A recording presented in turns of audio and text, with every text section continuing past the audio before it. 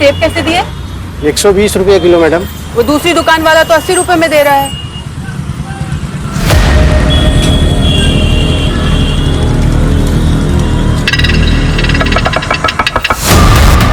चलो 30 रुपए में दे दो, 1 दर्जन ये दे दो और 1 किलो ये सेब तोल दो।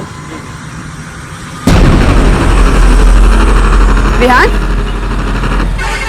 विहान, भैया आपने देखा मेरा बेटा विहान मेरे साथ था, यही खड़ा था अभी। नहीं मैडम। विहान, विहान, भैया भैया भैया आपने देखा मेरे बेटे को यहाँ खड़ा था? मैंने नहीं देखा। विहान, विहान, विहान, कहाँ हो तुम बेटा? विहान, विहान।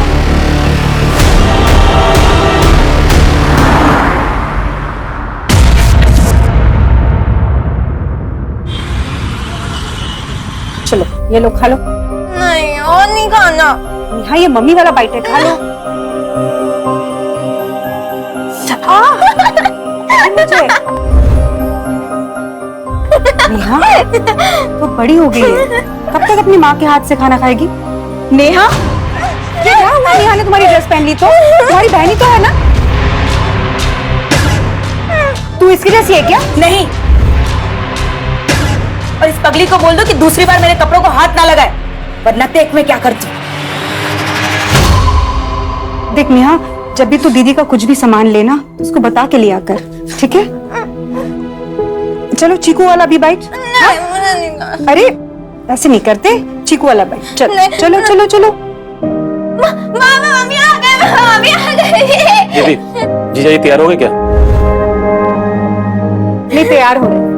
गायत्री, ओ गायत्री। जी आ रही हूँ। दीदी आप जाइए और ये दीजिए, सविता इसको खिला देगी। मैं खिला देती हूँ। चलो बेटा, अब मेरे हाथ से खाओ, ठीक है? हाँ। क्या हुआ? अरे वो बैलेंस शीट नहीं मिल रही है, जरा ढूंढ के दो। नेहा, नेहा, हाँ? शूटिंग करने नहीं चलना क्या? नहीं। अरे चलना, आज मस्ती वाला प्लान बनाया मैंने। नहीं मुझे नहीं जाना है, तू जा। ये रही। हाँ चलो, निकलने का टाइम हो गया। All the best. क्या ऑल द बेस्ट? मुझे वो दिखनी नहीं चाहिए। नेहा, तेरे पापा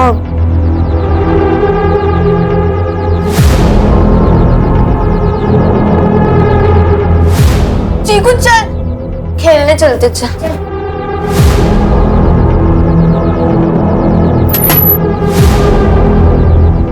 आ जाइए, वो खेलने चली गई है।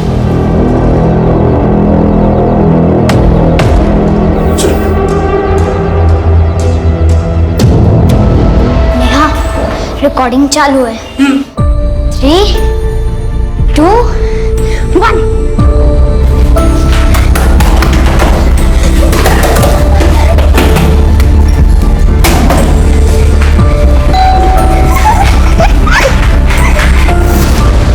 तो आइए देखते हैं कि उस बुरखे वाली आंटी के घर का क्या माहौल है।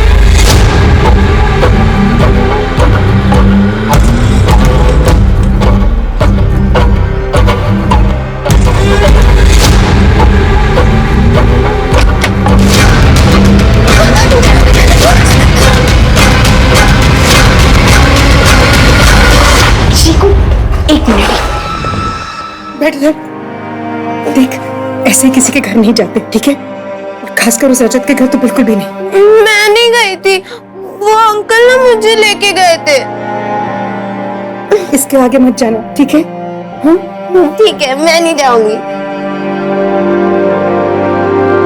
नहीं नहीं नहीं, कॉपर और एल्युमिनियम का पैसा अधिक मिलता है। अरे किसी भी कबाड़ वाले से पता कर लो। अंकल नमस्ते। नमस्ते। अरे चीकू तू यहाँ है, और मैं तुझे घर ढूंढने चली गई थी। अरे क्या था, वो पापा रास्ते में मिल गए थे तो मैं उनके साथ यही आ गया। चलना तो यही खेलते हैं। ठीक है। चिकू बेटा, दौड़ के घर पे जा। कल तेरे लिए खिलौना लाया था ना, उसे लेके आ जा। तुम दोनों यहाँ पे खेलना खाना। हाँ जाओ। चल चिकू, मैं भी चलती हूँ। हाँ, तुम कहाँ चल बेटा? देखो बाहर कितनी धूप है, चिकू फटाफट आ जाएगा, बैठ।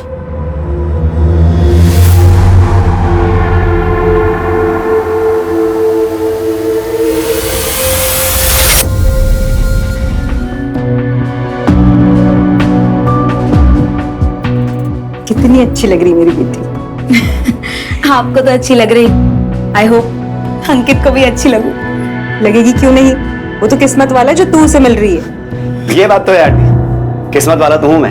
आई कांट बिलीव दिस, तुम इतना जल्दी आ गए। नमस्ते आंटी। जीते। अरे वो अंकल जी कहाँ हैं? आई मीन मेरे होने वाले ससुर जी। वो ऑफिस से आए नहीं है। अच्छा तुम दोनों बातें करो, मैं आती हूँ। तो कैसी लग रही हूँ मैं? कमाल, बवाल, बेमिसाल लग रही है। अच्छा चलो बताओ, कौन सी लिपस्टिक लगाऊं मैं? चलो आंखें बंद करो अपनी, बंद करो। ओके।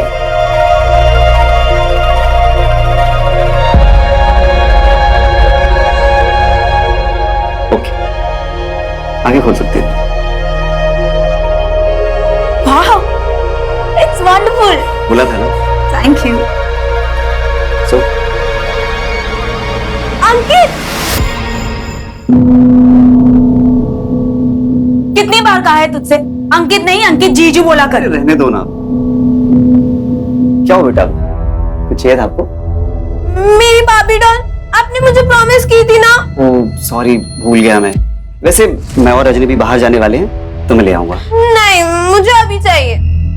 नेहा जिद नहीं करती, बोला ना लेते आएगा वो। नहीं, मुझे अभी चाहिए, अभी चाहिए, अभी चाहिए। नेहा कहा ना एक बार, लेते आएंगे हम। रजनी क्यों डांट रही हो बेचारी को? और वैसे भी फिल्म स्टार्ट होने में 2 घंटे बाकी है, तब तक मैं न्यूयॉर्क ले जाके दिला लाता हूँ। सही ना? चलो बेटा। जी अंकित,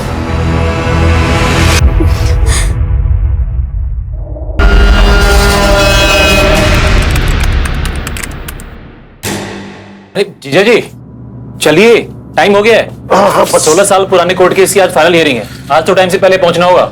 हाँ बस हो ही गया, बस एक बार देख लो, सामने नहीं आनी चाहिए, और आज तो बिल्कुल नहीं। आप चिंता मत कीजिए, वो दूसरे कमरे में है।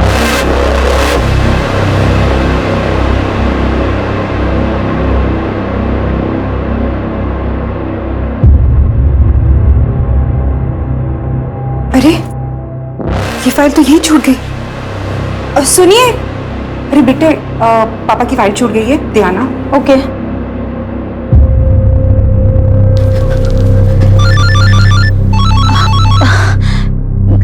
हेलो, हाँ बाबू, एक मिनट। नेहा देख, मामा जी नीचे गए हैं, तू जाके जल्दी फाइल दे दे। जा जल्दी। हेलो, कुछ नहीं, आप क्या कर रहे हो? मामा, ये दीदी ने देने को कहा। नेहा तुम यहाँ क्या कर रही हो? पापा देख लेंगे। हाँ, फाइल आप।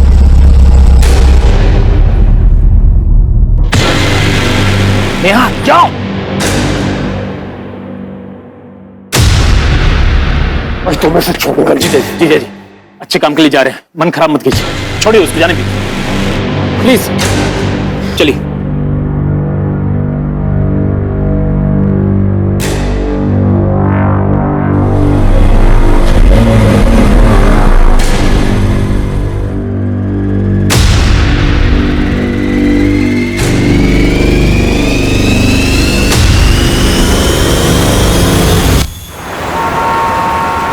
नेहा, नेहा, नेहा, बेटा नेहा। भाई साहब आपने नेहा को देखा है क्या? नहीं देखा मैंने। वॉचमैन, बेटा नेहा, आपने कहीं नेहा को देखा है? नेहा, बेटा नेहा, आप लोगों ने नेहा को देखा कहीं? नेहा, भाई साहब आपने नेहा को कहीं देखा?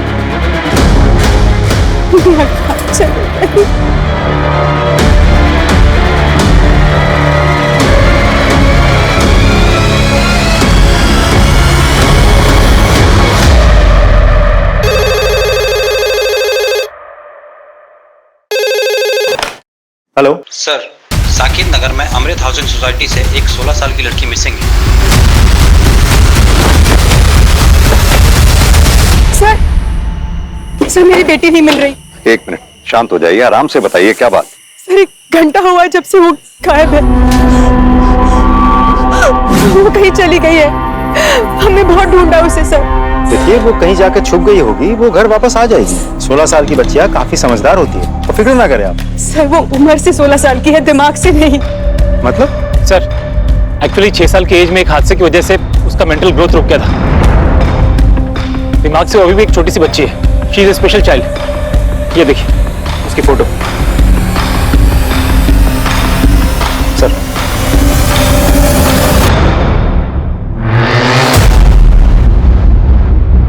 आपके बिल्डिंग का वॉचमैन कहाँ है?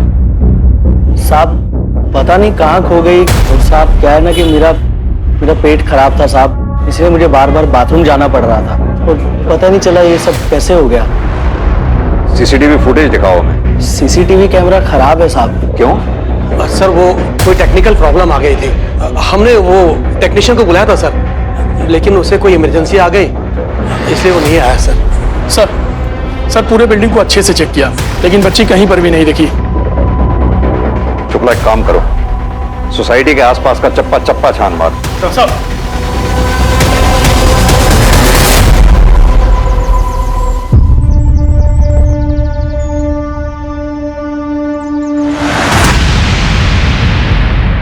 Hello police?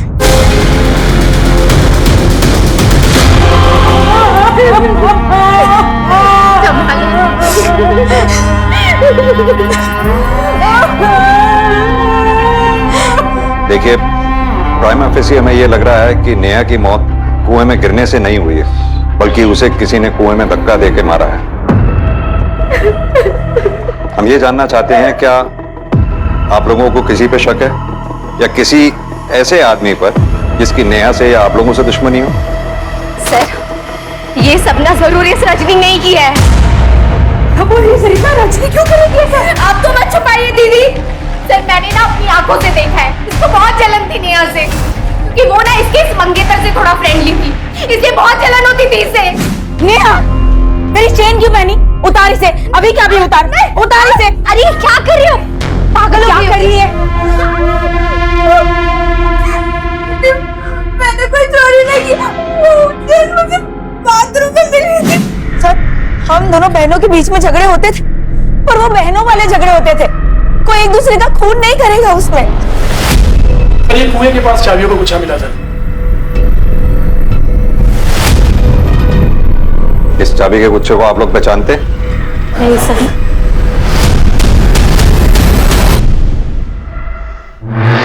क्या आप लोगों में से किसी ने इस चाबी के गुच्छे वाले को या आप में से किसी का ये चाबी का गुच्छा है जानते हैं आप लोग? ठीक है, आप लोग अभी जाइए, जरूरत होगी तो आप लोगों को बाद में बुलाएंगे। आप लोग भी जाइए, जा सकते हैं।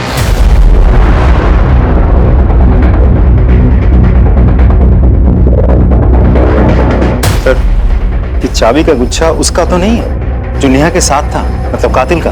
विनय, चाबी का गुच्छा जिस किसी का भी है उसे जल्द से जल्द ढूंढ निकालना होगा। और हाँ, इस वॉचमैन से भी अच्छे से पूछताछ करो, मुझे लग रहा है जरूर ये हमसे कुछ ना कुछ छुपा रहा है। मैं तब तक नेहा के बाप से मिलके आता हूँ, देखूं तो वो अपनी बेटी की लाश को देखने तक नहीं आया। सर वो पनौती थी मेरे लिए, मैं रोज उसकी मौत की कामना करता था, लेकिन मैंने उसे नहीं मारा सर। अगर कल रात नेहा घर से भागती नहीं ना, तुम तो उसे घर में ही मार डालते। सर मैं बहुत गुस्से में था। वही तो, जो गुस्सा घर में नहीं निकाल पाए वो बाहर जाके निकाला जब नेहा अकेली मिली। कैसी बातें कर रहे हैं आप? कहां थे कल? सर मैं ऐसे बाहर गया हुआ था, थोड़ी सी ज्यादा हो गई थी, लेकिन आप खामखा मेरे पे शक कर रहे हैं। अगर इस कांड में तुम्हारा हाथ हुआ ना तो बचोगे नहीं तुम, ये मेरा वादा है। साहब आप चाहे हमें जान से मार दीजिए, पर सच तो यही है कि हमने नेहा बिटिया के साथ कुछ नहीं किया है। अच्छा एक बात बता, इस चाबी के गुच्छे को पहचानता है? नहीं साहब, हमने पहले नहीं देखा इसे। सर नेहा की पोस्टमार्टम रिपोर्ट आ गई है। रिपोर्ट के हिसाब से नेहा की मौत 9 सितंबर को रात के 9 से 10 बजे के बीच एक्सेसिव ब्लड लॉस की वजह से हुई है। तो इसका मतलब ये निकलता है कि नेहा की मौत डूबने की वजह से नहीं, बल्कि सर पे गहरी चोट लगने की वजह से हुई है। नेहा के शरीर में कहीं भी सेडेटिव्स के कोई ट्रेसेस नहीं मिले और ना ही उसके बॉडी पर सेक्सुअल असॉल्ट के कोई निशान मिले हैं। एक और बात सर, इस रिपोर्ट से एक चौंका देने वाली बात सामने आई है। नेहा 6 वीक्स प्रेग्नेंट थी। नेहा 6 हफ्ते की प्रेग्नेंट थी। देख लिया तुमने, अब शगुनी तो थी और अब ये भी। तो मैं इसकी चिता को हाथ तक नहीं दूंगा।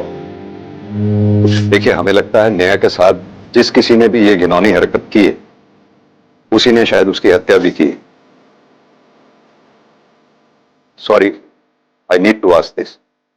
नेहा प्रेग्नेंट थी, आप लोगों को कैसे पता नहीं चला? वो स्पेशल चाइल्ड थी, जाहिर सी बात है उसके पीरियड्स का भी ख्याल आप ही रखती होंगी। मैं उसकी जरूरतें तो देखती थी, लेकिन उसकी डेट्स आगे पीछे होती थी, कभी और नहीं लगा। वो चाबियों का गुच्छा किसका है, उसके बारे में कुछ पता चला? नहीं सर। और फॉरेंसिक टीम को कोई फिंगरप्रिंट्स वगैरह मिले हो? नहीं सर, उन्हें भी कुछ नहीं मिला। कमाल की बात है, इतनी सारी चाबियां और सुराग एक भी नहीं है हमारे पास। सर मैंने शर्मा और रजत दोनों का बैकग्राउंड चेक किया, दोनों के ही बारे में बहुत ही इंटरेस्टिंग इन्फॉर्मेशन मिली है सर। हाँ सर, ये बात सच है कि पिछले लॉकडाउन से पहले मैं घर वालों को बनारस का बोलकर बैंकॉक चला गया था, और जब मैं वहां से वापस लौटा तो क्वारंटाइन टीम मुझे उठाकर लेकर चली गई थी सर। तब सर मैंने हाथ पैर जोड़कर उन्हें समझाया ताकि ये बात सबको पता न चल जाए।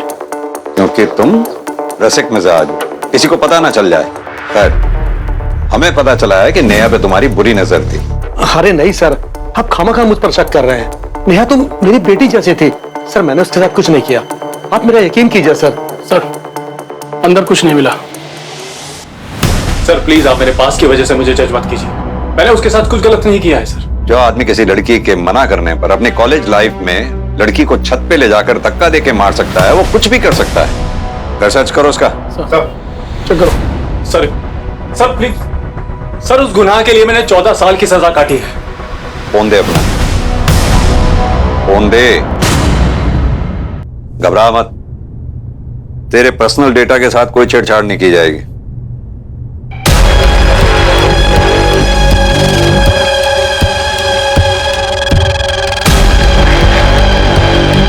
सर ये चप्पल मिली है इसके घर से।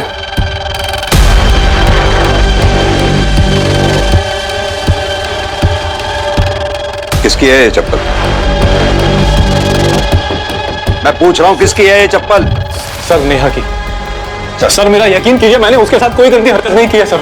तेरे मोबाइल में नेहा की पिक्स, घर से नेहा की चप्पल, हर बात इस बात की गवाही दे रही है कि नेहा के प्रति तेरी नीयत खराब थी। सर मेरा यकीन कीजिए, मेरी नीयत बिल्कुल साफ है। मैं उससे कनेक्टेड था, इसीलिए उसके फोटोग्राफ्स मेरे पास थे। और वो चप्पल, वो एक दिन मेरे घर आई थी, तब उसकी चप्पल मेरे यहाँ रह गई थी सर। तू चल घर, चल।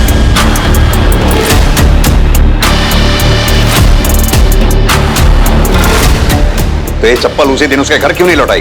सर कैसे लौटा? उसके परिवार वाले मुझसे चिढ़ते। मैंने सोचा किसी दिन नेहा मिलेगी और उसकी चप्पल लौटा दूंगा। पूरी कवर स्टोरी बना रखी है, लेकिन तू शायद ये नहीं जानता, इस सच उगलवाने के लिए हम किसी भी हद तक जा सकते हैं। लेके चलो इसे थाने, वहीं सच उगलेगा ये। चल।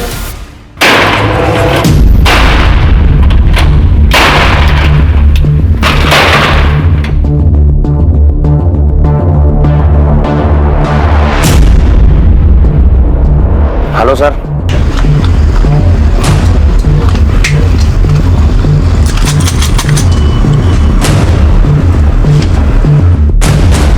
शायद इस ताले की चाबी ये है। इस पर तुम्हारे ही दुकान का नाम प्रिंटेड है। हाँ सर, है तो मेरी, लेकिन आप लोग के पास कैसे? ये चाबियों का गुच्छा हमें उसी जगह से मिला जहां हमें नेहा की लाश मिली।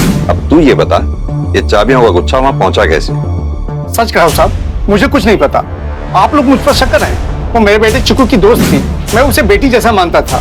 अच्छा, अरे सर सुनिए, मुझे कुछ नहीं बोलना है सर, मुझे सर सुनिए आप। ये बगल के दुकान वाला है सर, जब आप इनसे पूछताछ कर रहे थे तो यहाँ ताका झांकी कर रहा था। मुझे लगता है कुछ जानता है इस केस के बारे में। क्या जानते हो उस केस के बारे में? साहब आप क्यों मुझे इसमें घसीट रहे हो साहब? मैं बीवी बच्चे वाला आदमी हूँ। बच्चे हैं ना तुम्हारे? जी साहब। कितने? से एक ही लड़की है साहब। जिस लड़की की लाश की मैं तहकीकात कर रहा हूँ ना यहाँ आके, वो भी किसी की बेटी है। कुछ जानते हो तो बेहिचक बताओ। साहब ये गोविंद झूठ बोल रहा है, ये कोई बच्ची वच्ची नहीं मानता था नेहा को। उस दिन मैंने अपनी आंखों से इसे देखा था।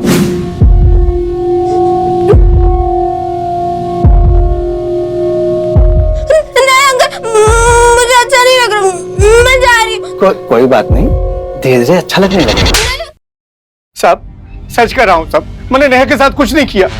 ये आदमी मुझे फंसाना चाहता है, इसने मुझसे कर्ज मांगा, मैंने नहीं दिया। ये एक नंबर का झूठा है। उसको झूठा कहने से तेरे गुनाह कम नहीं हो जाएंगे। मैं बताता हूँ ये चाबियों का गुच्छा वहां कैसे पहुंचा। नेहा जब वहां कुएं में गिरी, तूने धक्का दिया, और जब धक्का दे रहा था ये चाबियों का गुच्छा तब गिरा वहां पर। ये सारे अनुमान गलत हैं।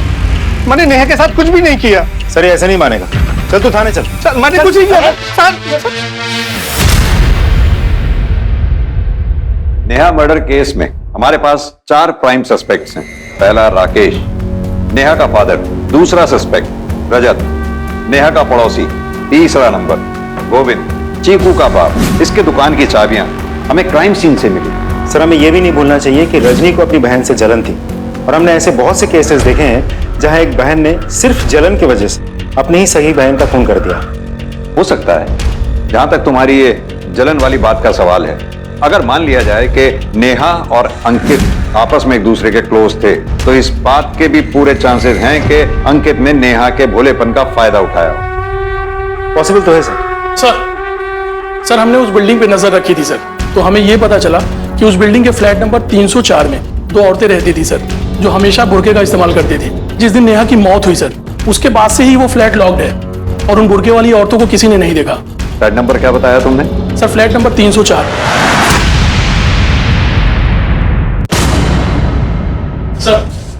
सर ये इस फ्लैट के ओनर है आरिफ शेख। कौन रहता है यहाँ? सर यहाँ 2 लड़कियां रहती हैं। कहाँ है वो 2 लड़कियां? पता नहीं सर, मैं दूसरी जगह रहता हूँ। उनकी कोई डिटेल्स होंगी तुम्हारे पास? फोटोग्राफ्स, एड्रेस वगैरह? वो तो नहीं है सर। वो क्या है ना, उनको ग्वालियर में मेरे एक रिश्तेदार रहते हैं, उन्होंने यहाँ भेजा था। वो लोग कोई एग्जाम के लिए आए थे। आइए, पूरा फर्निश फ्लैट है। ये देखिए सोफा वगैरह सब कुछ है, और किसी बात का कोई टेंशन नहीं। वैसे आप दोनों का नाम नहीं बताया परवेज ने। मेरा नाम शबीना खान है और इसका नाम जोया रशीद। अच्छा अब हमें ना चाबी दे दीजिए, ये तो बोला होगा ना परवेज भाई ने। व्हाट्सएप पे बात हुई थी परवेज से। ये लीजिए चाबी। अच्छा मैं चलता। एक काम करिए, अपने रिश्तेदार को फोन करिए और लड़कियों के डिटेल्स मंगवाइए। जी सर। फोन स्पीकर पे डालिए। जी।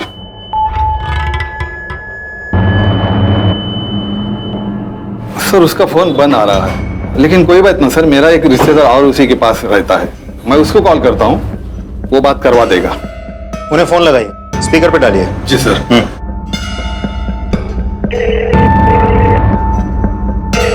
हाँ जमाल, मैं आरिफ बोल रहा हूँ। हाँ भाईजान बोलिए ना। परवेज से बात करा देना, उसका फोन नंबर बंद आ रहा है। भाईजान 1 मिनट रुकिए, लाइन पे लेता हूँ। हाँ आरिफ भाईजान बोलिए, क्या बात है?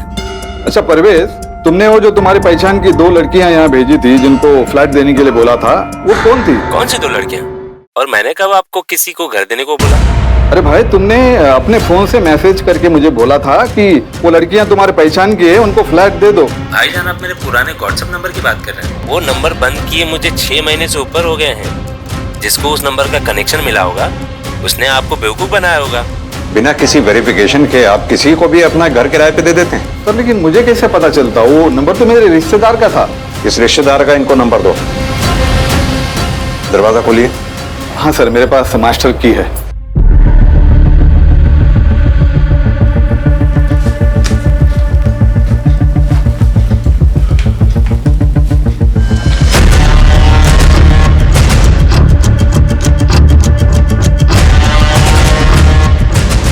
सर ये देखिए बुर्का। सर ये beer bottles, shaving kit, trimmer, सब मर्द वाला सामान है सर, लेकिन हमें तो कहा गया था यहाँ 2 औरतें रहती हैं। अब विनय, हो सकता है या तो कोई मर्द भी इनके साथ रहता हो कभी कभी आके, या फिर ये भी हो सकता है कि दोनों मर्द हो और अपनी पहचान छुपा के यहाँ रह रहे हैं। आरिफ से मिले नंबर को ट्रैक पे डालो, और हाँ, आसपास के लोगों से अच्छी तरह से पूछताछ करो, पता करो क्या नेहा इन 2 लोगों को जानती थी, क्योंकि जिस रात से नेहा का कत्ल हुआ है तब से ये दोनों गायब है। सर शुक्ला, फ्लैट की अच्छे से तलाशी लो। Right sir. शर्मा जी आप जरा जाइए, इनसे बात करनी है। इन बुरखे वाली लड़कियों के बारे में क्या जानते हो तुम? साहब वो बुरखे वाली के बारे में ज्यादा तो मुझे कुछ पता नहीं, लेकिन हाँ वो चीकू और नेहा इस घर में कागजात करने की कोशिश करते रहते थे। वो चीकू है ना अपने फोन से रिपोर्टर की तरह वीडियो बनाता था, नेहा उसके साथ ही होती थी और ये महिलाएं उनको यहाँ से भगा देती थी। चीकू कौन? ये वो गोविंद का बेटा? हाँ हाँ साहब।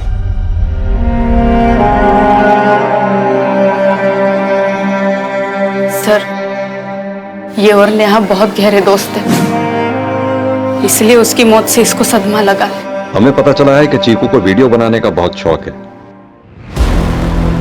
वो वीडियो देखना चाहते हैं। जी सर, मैं अभी लाती हूँ।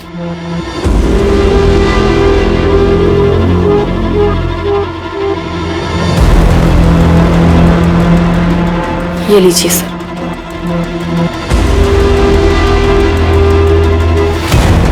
ये देखिए सर।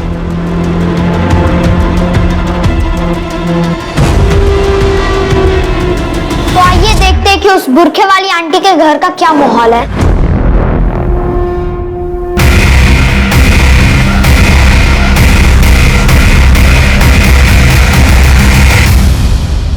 सर आपका शक बिल्कुल सही था। इन लोगों ने चेहरा छुपाने के लिए बुर्के का इस्तेमाल किया था, लेकिन सर समझ में नहीं आ रहा ये लोग कौन हो सकता है। उनको ग्वालियर में मेरे एक रिश्तेदार रहते हैं, उन्होंने यहाँ भेजा था। एक काम करो, ग्वालियर पुलिस को इन दोनों की फोटो मेल करो और आरिफ के रिश्तेदार परवेज को भी। देखते हैं क्या पता चलता है।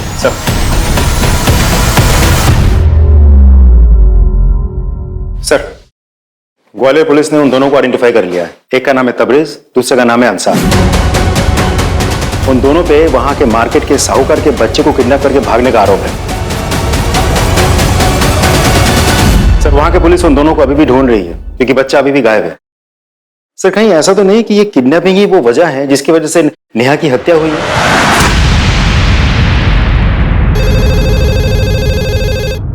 हेलो,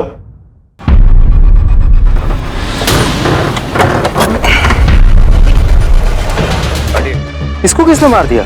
विनय, फॉरेंसिक टीम को इन्फॉर्म करो, बॉडी को पोस्टमार्टम के लिए भेजो। सर। शुक्ला सर। रजत की कॉल डिटेल रिकॉर्ड्स निकलवाओ और मोबाइल की लोकेशन भी पता करो। Okay sir. नेहा दीदी किधर हो आप?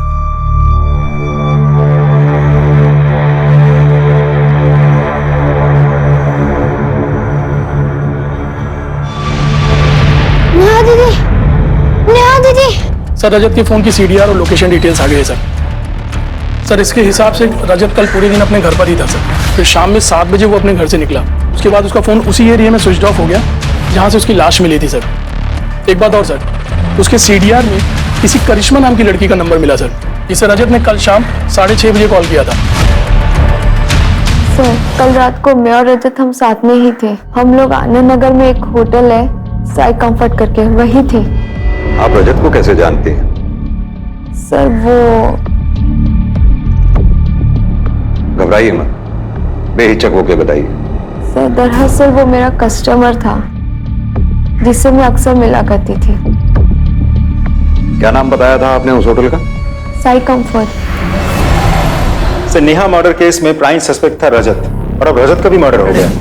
शायद रजत का मर्डर नेहा के मर्डर से कनेक्टेड है, क्योंकि रजत का बैकग्राउंड क्रिमिनल था और इस बात के पूरे चांसेस हैं कि रजत का मर्डर किसी पुरानी रंजिश के चलते हुआ हो। सर हमने उन दोनों किडनैपर को उनके फोन के IMEI नंबर के थ्रू ट्रेस कर लिया। दोनों सुदामा नगर में छिपे हुए बैठे थे सर। लोकल पुलिस टीम ने उन्हें गिरफ्तार कर लिया, उन्हें लेके यहाँ पर आ रहे हैं। गुड। कुछ नहीं किया। बंद कर अपने ये झूठ की दुकान को। जिस रात से तुम दोनों गायब हुए उसी रात उस मासूम बच्ची का कत्ल भी हुआ, क्योंकि तुम दोनों ने उसको मारा, क्योंकि वो दोनों बच्चे तुम्हारे बारे में सच जान चुके थे। हमने किसी के साथ कुछ भी नहीं किया सर। हाँ ये बात सच है कि उन दोनों को हमारे चेहरे दिख गए थे और हमें भी यही लग रहा था कि वो दोनों हमारे लिए खतरा बन सकते हैं, इसलिए हम उनको मार के हम पकड़े जाने के रिस्क को और नहीं बढ़ा सकते थे, इसलिए वहां से भाग निकले। हवलदार, इन दोनों की तब तक तो वहीं करते रहो जब तक ये सच ना बोलें।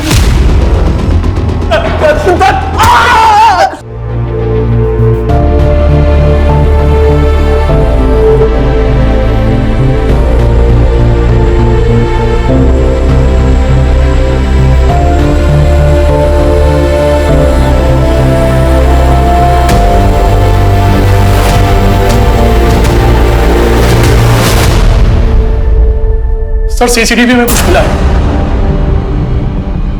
ये देखिए सर इस बाइक को देखिए, ये रजत की कार का पीछा कर रहा है सर। जैसे जैसे कार आगे जा रही है बाइक उसके पीछे है सर, और इसके बाद ही सर ये वो रोड है सर। शुक्ला, ये बाइक किसके नाम पे रजिस्टर्ड है, उसको लेके आओ। Right sir.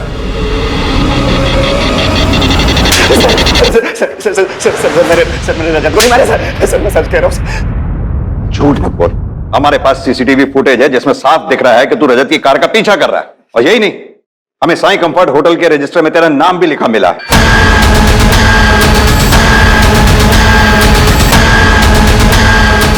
पहचाना? उसी होटल का मैनेजर है जहां तू ना सिर्फ रजनी को लेके जाया करता था बल्कि नेहा को भी लेके जाया करता था। और यही बात इसने रजत को बता दी थी। अब सीधी तरह से बता, तूने रजत और नेहा दोनों को मारा है ना? प्रूफ तो हमें मिल ही जाएगा। नहीं सर, मैंने सिर्फ रजत को मारा, नेहा को नहीं सर। मैं सच कह रहा हूँ सर।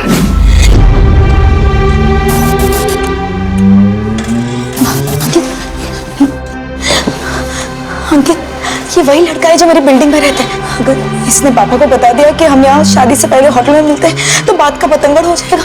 अंकित प्लीज कुछ करो। डोंट वरी, तुम एक काम करो, तुम रिक्शा लेके घर जाओ, मैं यहाँ फिक्स करके आता हूँ।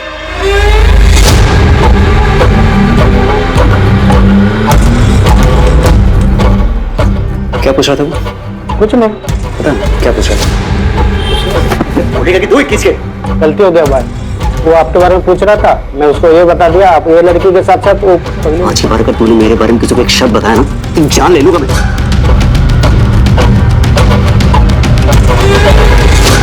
रजत भाई आपके सामने हाथ जोड़ता हूँ, प्लीज आप मेरा नेहा को होटल में ले जाने वाली बात किसी को मत बताइएगा। बताऊंगा? अरे तुझे तो मैं पुलिस से पकड़वाऊंगा। उस भोली वाली लड़की के साथ पहले तो रेप किया और फिर तो जान से मार दिया। नहीं रजत भाई, मैंने उसके साथ फिजिकल रिलेशन बनाया है, लेकिन प्रेगनेंसी वाली बात उसके मरने के बाद मुझे पता चली, लेकिन मैंने उसको मारा। ये सब नाटक मेरे सामने नहीं चलेगा। और सुन, तू बचेगा नहीं। रजत भाई मेरी बात, इस राज को राज रखने के लिए उसने रजत तक को मारा।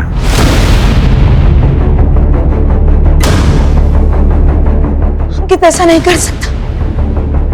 अंकित ऐसा नहीं कर सकता।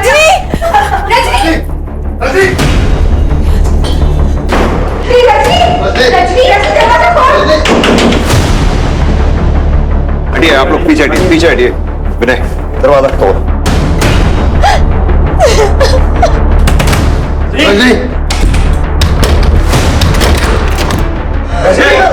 क्या कर रही हो? विनय नीचे उतारो।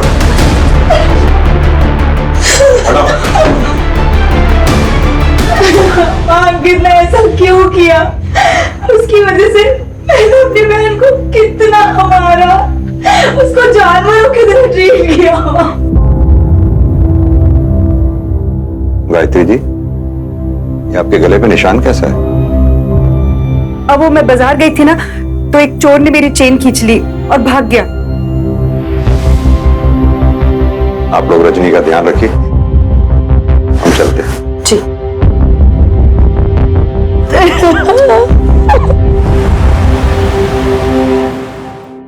सर, चीकू की कॉल डिटेल्स और लोकेशन डिटेल्स आ गई। इसके हिसाब से चीकू 9 सितंबर की रात 8:30 से 9 बजे के बीच उसी एरिया में था जिस एरिया में वो कुआं है। फिर 9:20 से 9:40 तक उसके फोन की लोकेशन उस एरिया के बता रही है जहां उसके बाप गोविंद के कबाड़ी की दुकान है। फिर 9:40 से 9:50 तक उसके फोन की लोकेशन फिर से उस कुएं वाले एरिया की बता रही है। उसके बाद उसके फोन की लोकेशन अपने घर की बता रही है जहां जाके वो लोकेशन स्टेबल हो जाती है। विनय, ये टाइमलाइन तो नेहा के गायब होने से मैच कर रही है। नेहा अपने घर से निकलकर कुएं पे पहुंची होगी जहां उसे चीकू मिला। चीकू ने नेहा को डरा हुआ देखकर नेहा की मदद करने की सोची। क्या हुआ? पापा ने मुझे मारा। मैं घर नहीं जाऊंगी, वो मारेंगे। एक काम कर, तू मेरे दुकान में जाके छुप जा। तू यही रुक, मैं चाबी लेके आता हूँ। जल्दी आना। और चाबी ले भी आया। फिर चीकू ने नेहा को दुकान में छुपाने की कोशिश की। रुक, मैं ताला खोलता हूँ। तभी वहां कोई ऐसा आया जिसे वो दोनों अच्छी तरह से जानते थे। विनय, एक काम करो सर। गोताखोरों को कुएं में उतारो, पूरा कुआं खंगाल मारो। सर।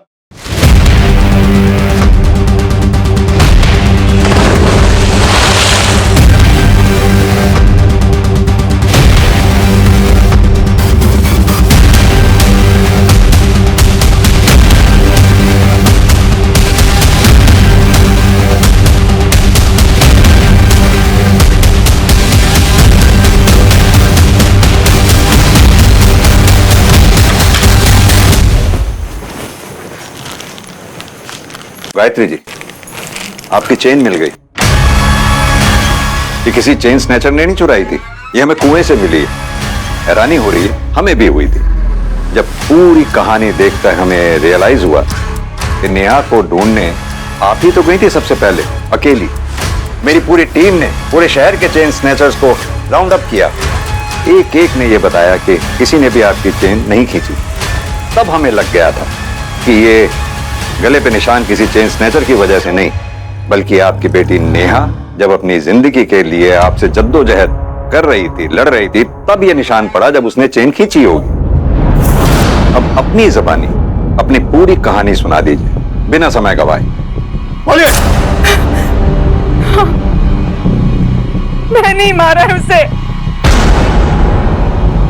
मैं उब चुकी थी उससे। मेरे अपने मेरा तिरस्कार करते थे मेरे ये पति, जिन्होंने मुझे सर आंखों पे बिठा रखा था, उसके जन्मने के बाद मुझसे दूर हो गए। फिर उसकी प्रेगनेंसी, अभी मैंने सोच लिया था मैं इस लड़की का अंत करूं। तुम दोनों यहाँ क्या कर रहे हो? नेहा चल घर। नहीं, मैं नहीं जाऊंगी, पापा मारेंगे।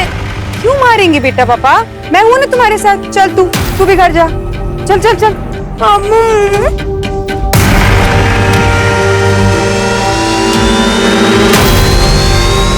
अरे मैं तो उसको एक चॉकलेट देना भूल ही गया।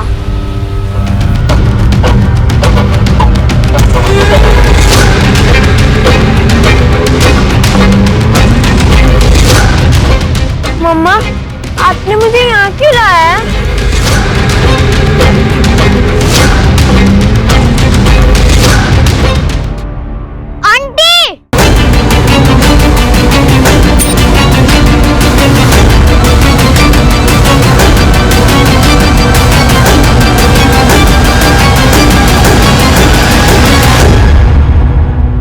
मैंने हमेशा से सुना था जिस बच्चे के सर पे मां का साया होता है वो बच्चा बहुत ही भाग्यवान होता है। बेचारी नेहा, जिसे आप जैसी मां मिली, क्या कहलाएगी वो? अभागन। ले चलो।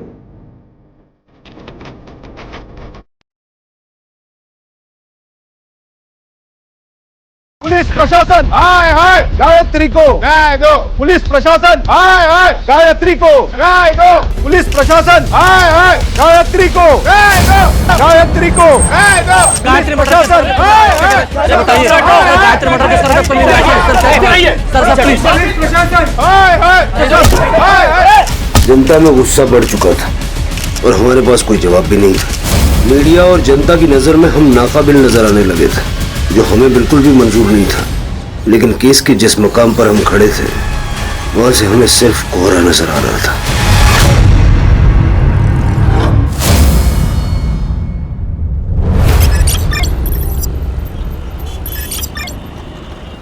देखिए वही तुकाराम मेरा पुराना दोस्त था, इसलिए अब तक है ना उधारी पे सामान देता आ रहा हूँ मैं। लेकिन मेरा भी घर है, परिवार है, ये ऐसे ही उधार पे सामान देते रहे ना मेरे को सही नहीं लगता है। रमन काका, मैंने भी आई से यही कहा, इंश्योरेंस कंपनी के पैसे आते ही ना सबसे पहले मैं आप ही की उधारी चुका दूंगी।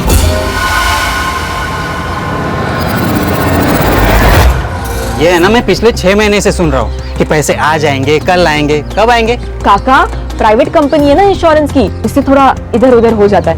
प्लीज इस बार थोड़ा सा संभाल लो ना। ठीक है, इस बार है ना सामान दे रहा हूँ, लेकिन अगली बार अगर पैसे नहीं होंगे ना तो यहाँ पे मत आना। आई संभालो ना, दगड़ है आराम। तुमने झूठ क्यों बोला?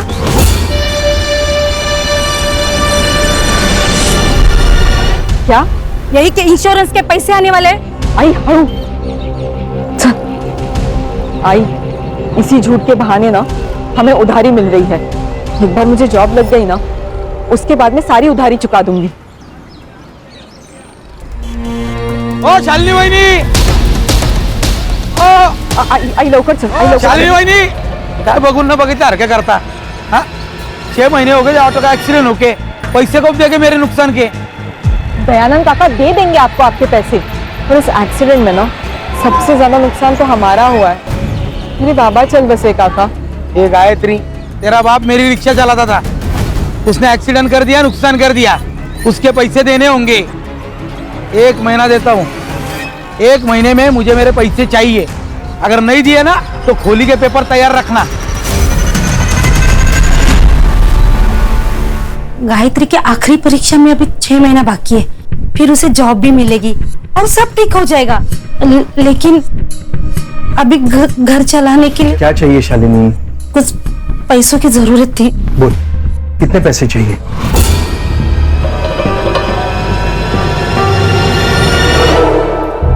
सुनो, चलो जरा मुझे आपसे काम। चलिए ना।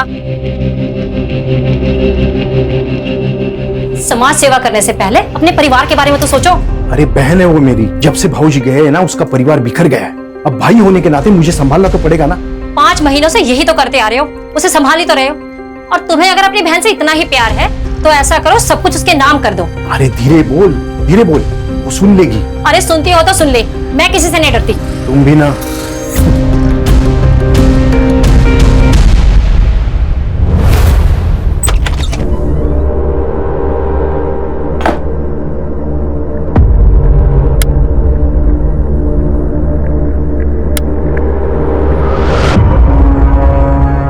अरे लाइट को क्या हुआ?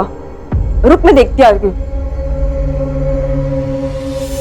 आई, अगं आई, काय आई? अगं सगळ्यांचीच लाईट आहे, आपलीच नाही आहे फक्त। हो का? गायत्री, जिन्होंने लाइट का बिल नहीं भरा था उनका लाइट काट दिया। मुझे लगता है आई, अब मुझे जॉब ढूंढने की जरूरत है। गायत्री, तेरा दिमाग खराब हो गया है? तेरे इतने अच्छे मार्क्स आए तो अपनी पढ़ाई पर ध्यान दे, तब जाके तो ये सब ठीक होगा।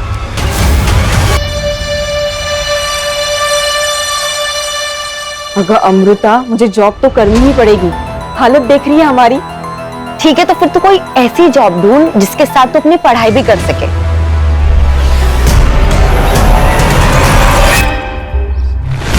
शालिनी ताई, आपने बोला ना, मतलब हो गया।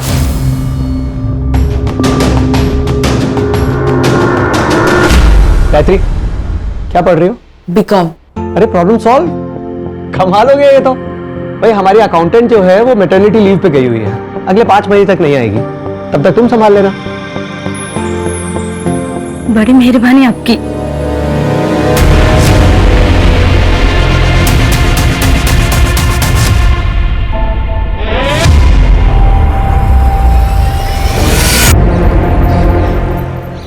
मामा, मुझे पापा का सपना पूरा करना है। उन्हें ऑटो खरीदना था ना, मुझे भी ऑटो खरीदना है। शालिनी, ये हमारे खानदान का सबसे अच्छा बच्चा है।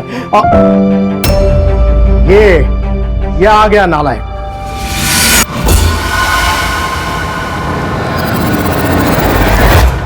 देख कुणाल, ये पढ़ाई भी करती है, साथ में घर भी संभालती है।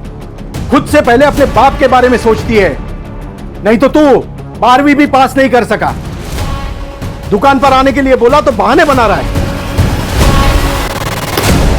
वो गायत्री की वजह से मेरा बाप हर रोज मुझे जलील करता है, और वो माँ बेटी घर आके जानबूझकर मुझे सुनाते रहता है। कभी कभी दिमाग में आता है ना कि मार डालना चाहिए उन दोनों माँ बेटी को। कुणाल, क्या कह रहा है तू? शांत हो जा, उनकी बातों पे ध्यान मत दे। बाबा जो काम तुझे कह रहे हैं, तू शॉप पर दिल लगा के कर।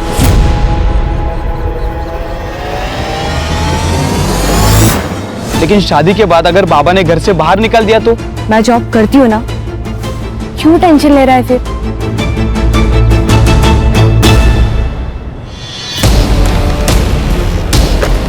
क्या बदतमीजी है?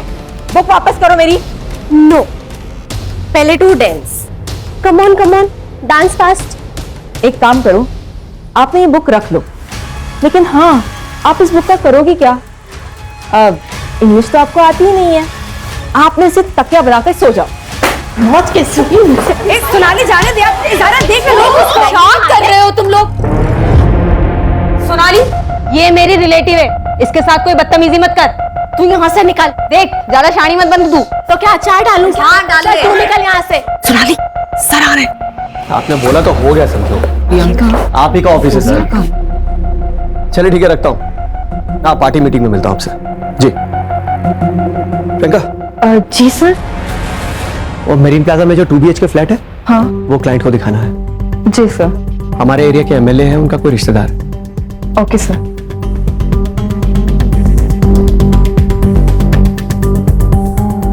जो भी हो, उस गायत्री लोखंडे को ना मुझे सबके सामने जलील नहीं करना चाहिए था। इसका हट जाना तो भुगतना ही पड़ेगा तुझे, गायत्री लोखंडे। 2 दिन पहले ही ट्रांसफर हुआ है मेरा। अभी फिलहाल गवर्नमेंट क्वार्टर्स में रह रहा हूँ। एक 2 BHK फुल्ली फर्निश्ड फ्लैट चाहिए था। अरे हो जाएगा सर, तो चलें अभी? आई एम सॉरी सर, लेकिन अभी थोड़ा मुश्किल होगा सर। अगर आप कल आ जाएं तो बहुत आराम से दिखा दूंगा मैं। एक्चुअली मेरा कल विजिट है, थोड़ा अर्जेंट है। गायत्री कम इन।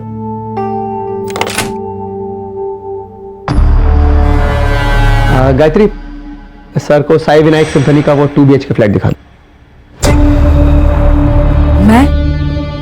मैं कैसे दिखा सकती हूँ? डोंट वरी, तुम सिर्फ जाके उन्हें फ्लैट दिखाओ, बाकी सारी फॉर्मेलिटीज मैं खुद संभाल लूंगा। आइए सर।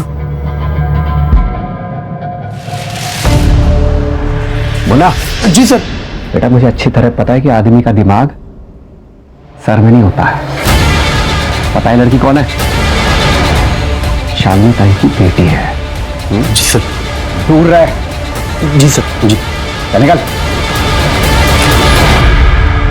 सर ये देख लीजिए हमारा fully furnished flat, 24 hours water supply and security. Sir मैं आपको बाकी के डिटेल्स नहीं दे पाऊंगी, अकाउंटेंट हूं ना। आप बाकी के डिटेल्स हमारी सर से ले लीजिए। नाम क्या है तुम्हारा? गायत्री लोखंडे।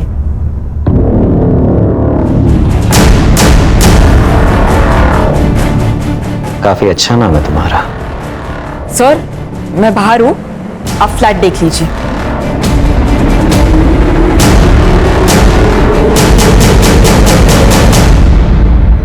गायत्री, क्या हुआ? तू ठीक है ना?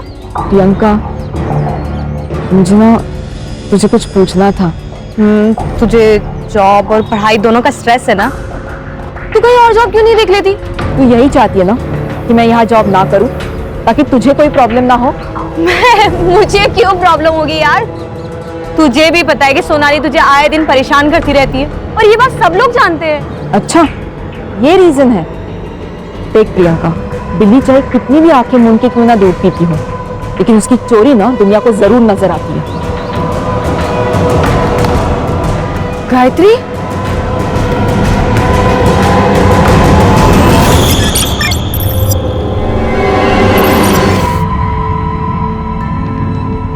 गायत्री, कहाँ खोई है तू? मैं सोच रही हूँ कि अपनी ना कोई दूसरी जॉब ढूंढ लो। क्या? अरे वेंकटेश जी ने बिना कुछ बोले तुम्हें जॉब दी, अब उनके साथ धोखा करेंगे? धोखा कैसे हुआ आई? अरे मुफ्त के पैसे नहीं ले रही हूँ मैं उनसे, काम कर रही हूँ। कुछ भी हो, 6 महीने तुझे वहीं पे काम करना पड़ेगा। मुझे नहीं करना है वहां पे जॉब। लेकिन क्यों? क्योंकि जाओ दे, तो नहीं समझेगी।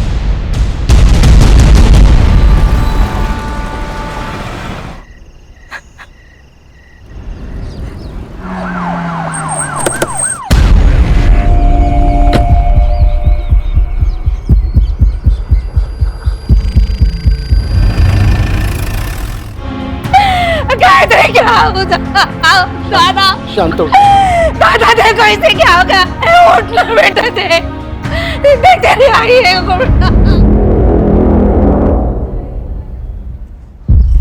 साहब, कल रात से मेरी लड़की गायब थी, इसलिए आज सुबह हम लोग ने कंप्लेंट लिखवाई। गायत्री काम कहाँ करती थी? Menon real estate agency. किसी पे कोई शक है आपको? कोई दुश्मनी? हम लोग गरीब आदमी, हम कहाँ किसी से दुश्मनी करेंगे? कोई प्यार व्यार का मामला? नहीं मैडम, अगर ऐसे होता ना तो मुझे जरूर बोलती। तुम्हें कुछ पता है? हाँ नहीं सर, हम दोनों एक दूसरे से इतना कुछ शेयर नहीं करते। साहब वो कुछ दिनों से ना बहुत टेंशन में थी, बात बात पे चिढ़ती थी। वो हमेशा मुझे बोलती थी, हाय मुझे नहीं जाना है ऑफिस, मुझे नहीं जाना है ऑफिस, लेकिन मैंने जबरदस्ती उसे भेजा। ये सब मेरे वजह से हो गया, मेरी वजह से हो गया। मैं जिम्मेदार हूँ इसकी।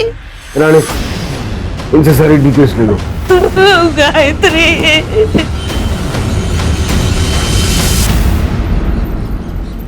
मैम गायत्री अच्छे मार्क्स ला रही थी, उसकी लाइफ का तो गोल भी सेट था, लेकिन घर की प्रॉब्लम्स की वजह से उसे मजबूरन जॉब लेनी पड़ी। तब से उसकी जिंदगी में प्रॉब्लम स्टार्ट हो गए। बहुत ही चिड़चिड़ी, गुस्सा करने लगी थी। और हाँ, ऑफिस में एक सोनाली नाम की लड़की के साथ उसका झगड़ा भी हुआ था। हाँ सर, क्योंकि वो हमेशा मुझे करेक्ट करती रहती थी कि ऐसा नहीं, ये सही इंग्लिश है, ऐसा नहीं वैसा करो, तो थोड़ा गुस्सा तो था। 4 तारीख को कहाँ थी आप? गांव गई थी, औरंगाबाद। सर गायत्री मैडम को लेट तक काम करने की आदत थी, सारी पढ़ाई भी वो यही खत्म करके जाती थी। उस रात कुछ 9:30 बजे वो निकली थी यहाँ से, यहाँ बाहर से ही ऑटो किया था सर उन्होंने। सर गायत्री की रेपुटेशन काफी अच्छी थी सर, स्कॉलर, पढ़ी लिखी, शान किस्म की लड़की थी। जिस एजेंसी में वो काम करती थी वो वेंकटेश मेनन के नाम रजिस्टर्ड है। सक्सेसफुल बिजनेसमैन है सर, काफी पहुंचा हुआ आदमी भी है। और सर उसके ऑफिस के बाहर के गेट का सीसीटीवी फुटेज भी चेक किया है। ये देखिए, वेंकटेश और उसका आदमी मुन्ना 3 बजे ऑफिस से बाहर निकलते हैं और 7:30 बजे ऑफिस की सारी लड़कियां ऑफिस से चली जाती है। लेकिन सर गायत्री 9:30 बजे ऑफिस से निकली, ऑटो में बैठ के वहां से चली जाती है। ऑफिस से घर तक का रास्ता और जिस पॉइंट से वो डाइवर्ट होके जहां हमें उसकी बॉडी मिली, उस पॉइंट तक का रास्ता, वहां का सारा सीसीटीवी फुटेज आ गया। सर जादव चेक कर रहा है। वो फुटेज में रिक्शे का नंबर क्लियरली दिख रहा है। रिक्शा वाले को बुलाओ। सर मैंने गायत्री की सीडीआर चेक की। गायत्री ने 10:05 पे अपने भाई कुणाल को कॉल किया था। फिर कुणाल उस लोकेशन पे गया था जहां से हमें गायत्री की डेड बॉडी मिली। सर मैंने कुणाल की कॉल लोकेशन भी चेक की है। कुणाल 10:35 पे उस लोकेशन पे गया था और 15 मिनट बाद यानी कि 10:50 पे वहां से निकल गया था। कुणाल की कुंडली चेक की है सर, पता चला है कि भाई बहन के बीच संबंध ठीक नहीं थे। हाँ सर, मुझे गायत्री की फ्रेंड अमृता ने बताया कि घर में ज्यादा इंपॉर्टेंस गायत्री को देते थे बजाय कुणाल के, इसलिए कुणाल उससे चिढ़ता था।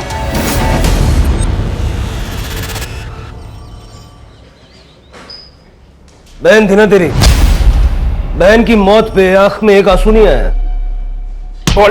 वरना गला दबा दूंगा तेरा। नफरत करता था ना उससे।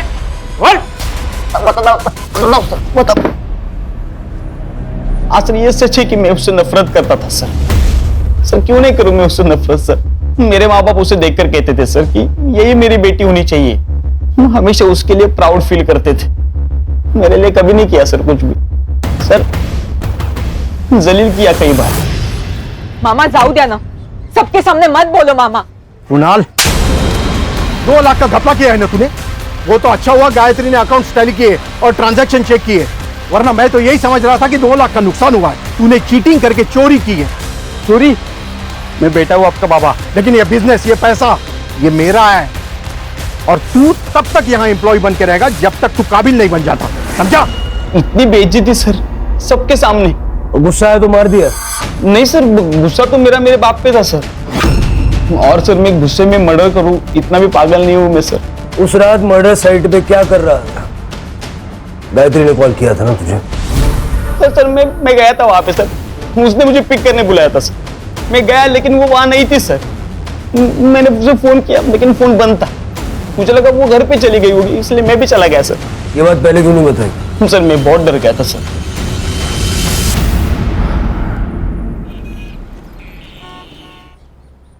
सर ये वही रिक्शा वाला है जिसने गायत्री को छोड़ा था। बता। हाँ सर, मैंने ही मैडम को रमन भाई रोड के पास छोड़ा था। वैसे उन्हें मानक नगर काला चौकी के पास जाना था, लेकिन अचानक उन्होंने रास्ते में ऑटो रुकाने को बोला। मैडम जी आप ठीक तो हैं? ये लीजिए आपके पैसे। वैसे आपको विश्राम नगर जाना था, आप यहाँ पर क्यों उतर रही हैं? तुम्हें इससे क्या, तुम अपने पैसे लो और निकलो।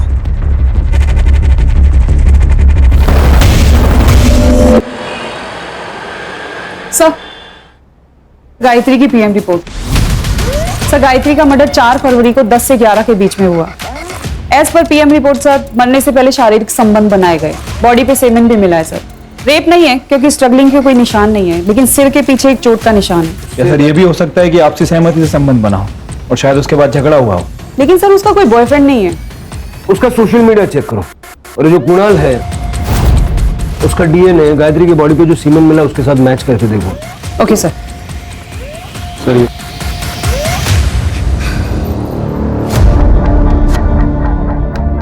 काकी, खाना खा लो। मेरे गायत्री ने खाना खा लिया? खा लिया उसने खाना? आई, अगमला खूब भूख लगी है, जल्दी से खाना लगा देना, उसके बाद मुझे पढ़ाई भी करनी है। हाँ बेटा, अभी लगाती हूँ मैं खाना। काकी क्या हो? अरे वो देख मेरी गायत्री है वहाँ पे। काकी, काकी वहाँ कोई नहीं है। अरे वो गायत्री, मेरी गायत्री।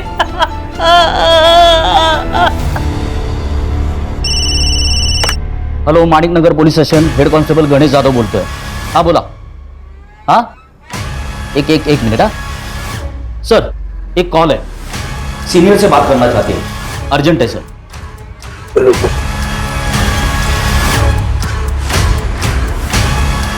हेलो, ये हेमंत भोसले बोलते हैं। Hello sir, Menon state company में सेक्स रैकेट चल रहा है। आप कौन बोल रहे हैं? सर फेक कॉल भी तो हो सकती है, इतना सीरियस लेने की जरूरत है? तो सिर के चांस भी नहीं ले सकते ना, और बिना सबूत के इस वेंकटेश मेनन पे हाथ भी नहीं डाल सकते। सबसे पहले ये पता लगा कि वो कॉल आया कहां से था। ठीक है सर। सर आप ना बहुत लकी है, ये फ्लैट अभी तक है, वरना ऐसे फ्लैट ना ज्यादा दिन रुकते नहीं है। सर ये है मास्टर बेडरूम, और सर ये बेड देखिए, यहाँ आप कुछ भी करेंगे ना आवाज नहीं आएगी। अरे बैठिए ना सर। अब यहाँ कैसा लग रहा है आपको?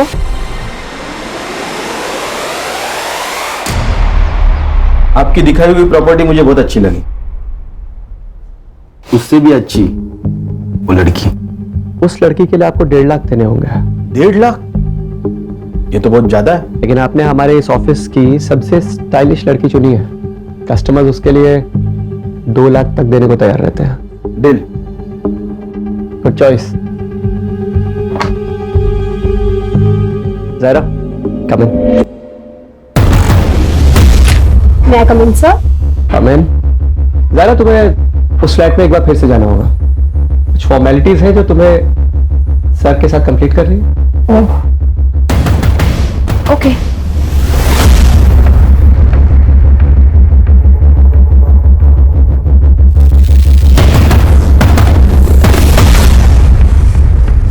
वेंकटेश जी बोलिए ना। अच्छी ट्रिक है प्रोस्टिट्यूशन बिजनेस की। हेलो, ये क्या कर रहे हो तुम? नीचे बैठो। क्या दादागिरी चल रही है मेरे ऑफिस? हेड कांस्टेबल विकास तांबे। तुम जानते नहीं हो मुझे, ये लड़की मेरी पहुंच बहुत ऊपर तक है। नीचे बैठो, करवा दूंगा तुम्हारी मैं। पता चलेगा।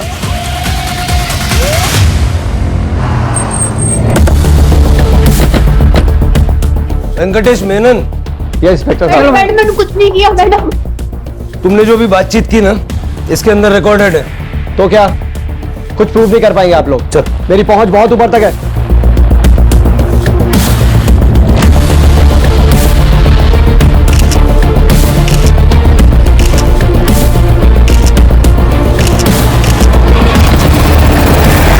आप बस ये बताइए कि गायत्री के मर्डर में आपका क्या कंट्रीब्यूशन है?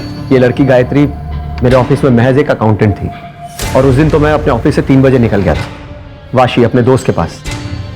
अब उसके बाद मेरे ऑफिस में क्या हुआ मुझे कुछ नहीं पता। अपने कस्टमर्स की लिस्ट दे दीजिए। इंस्पेक्टर साहब, हमारे धंधे में 2 लिस्ट होती है, रेंटल्स और ओनर्स की। ये दोनों ही लिस्ट में आपके कॉलीग को पहले ही दे चुका हूं। हाँ सर। ये सब वेंकटेश ने नहीं, मुन्ना ने किया है। इस प्रोस्टिट्यूशन के बारे में वेंकटेश मेनन को कुछ पता नहीं था। ये एफआईआर बनाओ और केस क्लोज करो। सर हमारे पास प्रूफ है, वीडियो है। डिलीट कर दो, मैं वापस फोन नहीं करूंगा।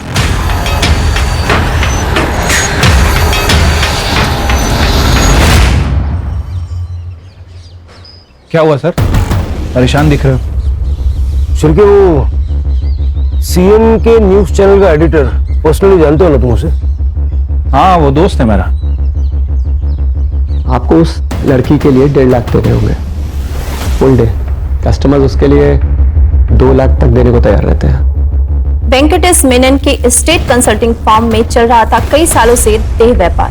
क्या गायत्री मर्डर केस का इसके साथ कोई कनेक्शन है? ये तो आने वाला वक्त ही बताएगा। हाँ सर।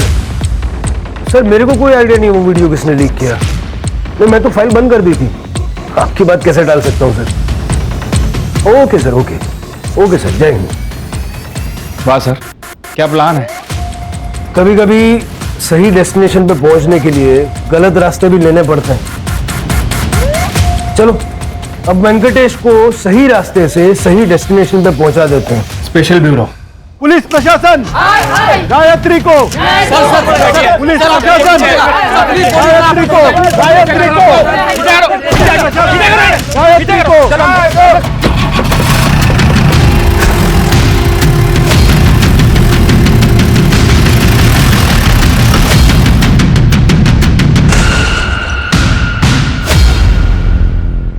शिर्के, ये वेंकटेश मेनन के ऑफिस के अंदर का सीसीटीवी नहीं है क्या? सर सीसीटीवी है, लेकिन 2 महीने से खराब है और उसके पहले का फुटेज उन लोगों के पास नहीं है। सब प्लान्ड है, बना बनाया खेल है। गायत्री की मौत से पहले उसके साथ शारीरिक संबंध बनाया गया था। इसका यह मतलब भी हो सकता है कि गायत्री भी बाकी लड़कियों की तरह इस प्रोस्टिट्यूशन के दलदल में धंस चुकी थी। सर ऑफिस में काम करने वाली सभी लड़कियां अच्छी फैमिली से बिलोंग करती हैं। फास्ट मनी के चक्कर में उन्होंने प्रोफेशन चूज किया। सर इस ऑफिस में प्रियंका भी काम करती है, लेकिन प्रियंका कुछ दिन से ऑफिस नहीं आ रही थी, इसलिए अरेस्ट नहीं हो पाई। प्रियंका? हाँ सर, कुणाल की मंगेतर। सर जब सभी वहां पे सेक्स वर्कर थे तो प्रियंका का भी यही प्रोफेशन होगा, और हो सकता है गायत्री को उसके बारे में पता चल गया हो, इसीलिए इसी गुस्से में आके प्रियंका ने कुणाल के साथ मिलकर गायत्री का मर्डर कर दिया हो सकता है। प्रियंका से बात करो। शिर्के, वेंकटेश मेनन के घर की और ऑफिस की तलाशी लो। पिछले 6 महीने में उसके जितने कस्टमर्स थे सबकी एक लिस्ट बनाओ। गायत्री के मर्डर के पीछे उनमें से किसी का हाथ हो, ये भी हो सकता है। Right sir. देखिए आप शांत हो जाइए, मुझे प्रियंका से बात करनी है। प्रियंका सच सच बताना, क्या गायत्री को तुम्हारे बारे में पता चल गया था? हाँ मैडम, मैंने उससे छुपाने की कोशिश भी की और ये जॉब छोड़ने की सलाह भी दी, लेकिन तब शायद उसे पता चल गया था। प्रियंका, ये तू जो कुछ भी कर रही है ना, छोड़ दे इस काम को। गलत है ये सब कुछ। मैं नहीं छोड़ सकती ये काम। ठीक है, तो तुम्हारी सच्चाई जाकर मैं कुणाल के आई बाबा को बता दूंगी। फिर मुझसे ये मत कहना कि मैंने तुम्हें मौका नहीं दिया था। गायत्री, मैं डर गई थी, इसलिए उस दिन से एजेंसी नहीं गई। तो कुणाल को बताया तुमने ये सब? नहीं मैडम, हिम्मत नहीं हुई। मैडम आप सोनाली से बात कीजिए। सोनाली गायत्री पे बहुत गुस्सा थी, वो उसे जान से मारना चाहती थी क्योंकि गायत्री ने सोनाली की जिंदगी बर्बाद कर दी थी। बर्बाद? वो कैसे? तो क्या सोनाली गायत्री को मार सकती है? हाँ मैडम, उसे अपनी खूबसूरती पे बहुत घमंड था। उसका चेहरा खराब हुआ था, जिसकी वजह से वो बहुत परेशान रहती थी। वो 20-20 मिनट तक बाथरूम में बंद रहती थी, पता नहीं क्या करती थी वो। सर प्रियंका की कॉल लोकेशन उस दिन उसके घर की थी। मुझे इस वेंकटेश पे शक है। हो सकता है सर गायत्री के कारण ये सेक्स रैकेट ओपन हो जाता, इसलिए इस वेंकटेश ने मुन्ना के साथ मिलकर गायत्री का मर्डर कर दिया। मुन्ना और वेंकटेश दोनों का सीडीआर चेक करो और दोनों के पैसों के लेन देन भी चेक करो। हो सकता है सुपारी दी हो। सोनाली ने कहा था कि वो गांव गई थी, अगर वो गई भी थी सुपारी तो वो भी दे सकती है। Okay sir. सर मीडिया काफी एक्टिव हो चुकी है। वेंकटेश की एजेंसी के बाद प्रोटेस्ट चल रहा है। कह रही है कि पुलिस इन्वेस्टिगेशन को भटका रही है और सर गायत्री की मौत का संबंध इस सेक्स रैकेट से है, ये न्यूज हर चैनल की ब्रेकिंग न्यूज बनी हुई है। वेंकटेश के घर और ऑफिस में कुछ मिला? नहीं सर। मुन्ना का घर भी चेक करो। ठीक है सर। सर, जिस कॉइन बॉक्स से फोन आया था उस सीसीटीवी में कुछ फुटेज में कुछ इश्यूज है, वो सारी डिटेल्स मैंने लैब में भेजी है, रिकवरी के लिए टाइम लगेगा। टाइम नहीं है अपने पास, जल्द से जल्द मंगाओ। सर। सोनाली 4 तारीख को तुम गांव नहीं गई थी, क्योंकि जिस ट्रेन से तुम बता रही हो कि गांव गई थी वो ट्रेन 4 तारीख को कैंसिल हो गई थी। और तुम्हारे बैंक स्टेटमेंट में हमने देखा कि एक क्लिनिक में तुमने कई बार अपना कार्ड स्वाइप किया है। साइकियाट्रिस्ट वंदना झा, बाइपोलर डिसऑर्डर की पेशेंट हो तुम, और ऐसे केसेस में पेशेंट्स अक्सर अपने आप के ऊपर का कंट्रोल खो बैठते हैं। गुस्सा आता था मुझे उस गायत्री के ऊपर। ये देख रहे हैं आप, पूरा चेहरा खराब कर दिया मेरा उसने। इसलिए मार दिया उसे? नहीं नहीं नहीं नहीं नहीं नहीं, मैंने नहीं मारा उसे, मैं सच बोल रही हूँ। जिस रात गायत्री का मर्डर हुआ उस रात कहाँ थी तुम? मैं क्लाइंट के साथ थी। ये लड़की दिमागी रूप से बीमार है, इसकी बातों का यकीन नहीं कर सकते। अपने पैनल पे जो साइकियाट्रिस्ट हैं उनका अपॉइंटमेंट लो इसके लिए। ठीक है सर। सर वैसे वो मुन्ना के घर से एक लैपटॉप मिला था, रिपोर्ट कब तक आएगी? सर जल्दी आ जाएगी सर। सर, गायत्री का फोन ऑन हो गया है गोरेगांव के पास।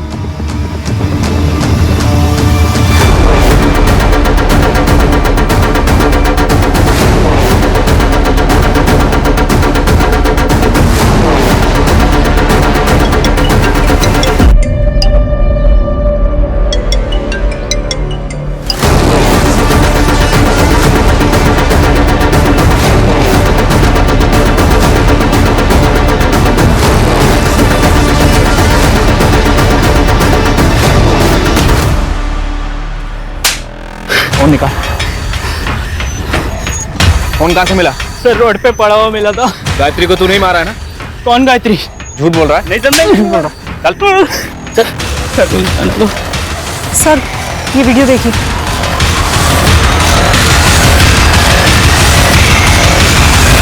तो तुम हो जिसने गायत्री का बलात्कार किया? तुम्हारा वीडियो है हमारे पास, जो भी जानती हो सच सच बताओ। सर मैं गायत्री से प्यार करती थी, मुझे लगा वो एक दिन समझ जाएगी, मैंने शादी तो कर ली। ये ले तेरा फेवरेट कोकम का शरबत।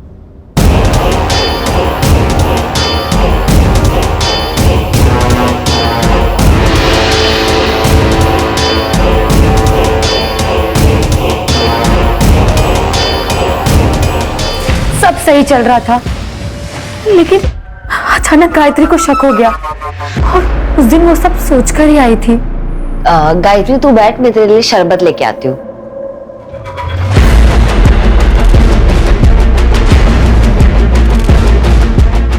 ये ले।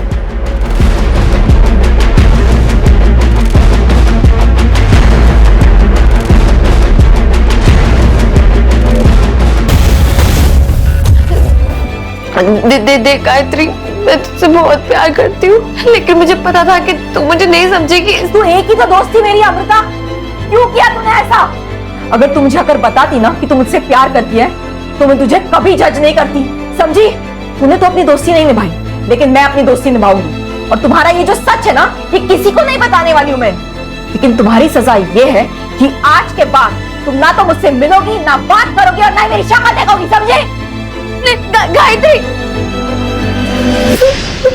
तो इस बात का तुम्हें गुस्सा आया और तुमने उसे मार दिया? नहीं सर, मैं ऐसे क्यों करूंगी, मैं तो उससे प्यार करती थी। बताओ 4 तारीख की रात को कहाँ थी? सर मैं अपने घर पर ही थी। साबित करना पड़ेगा। सर मैं अकेले रहती हूँ, आई बाबा को गुजरे 5 साल हो गए। दोस्त कहती हो ना तुम अपने आप को उसकी, ना दोस्त ऐसा नहीं करते। गायत्री के मामा का कहना है कि पुलिस अपना काम ईमानदारी से नहीं कर रही है। जी हाँ, इतने दिन हो गए लेकिन कातिल अब तक पकड़ा क्यों नहीं गया? इतने बड़े शहर में सेक्स रैकेट हुआ और पुलिस को पता भी नहीं चला।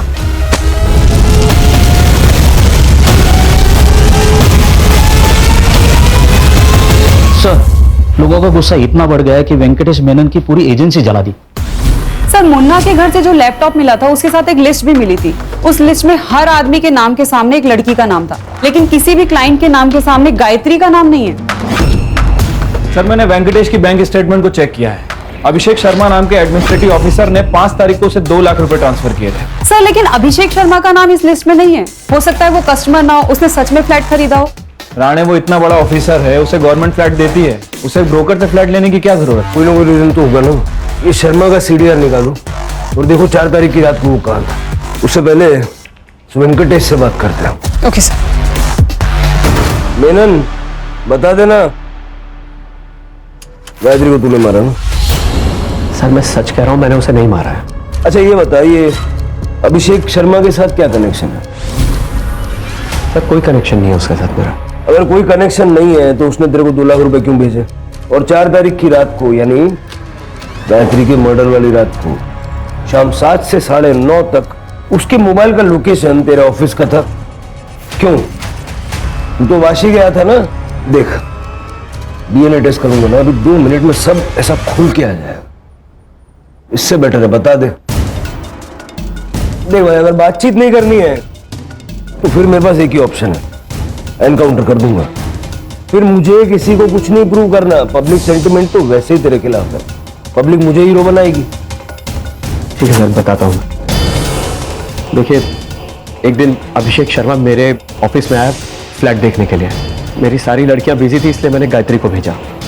अगले दिन अभिषेक शर्मा का मेरे पास कॉल आया, मुझे गायत्री चाहिए, पैसे बोल। देखिए सर गायत्री ये सब काम नहीं करती है, मैं आपको उससे भी अच्छी लड़की देता हूँ। जितना बोला है उतना कर। गायत्री को भेज मेरे पास। आई एम सॉरी सर, ये नहीं हो पाएगा। मैंने उसे मना किया सर, लेकिन वो अभिषेक शर्मा जिद पे हट गया कि उसे किसी भी हालत में गायत्री ही चाहिए।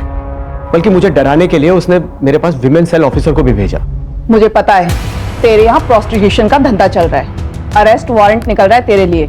अरे मैडम तो रोक दीजिए ना। देखिए कुछ ले दे के सॉल्व कर देते हैं।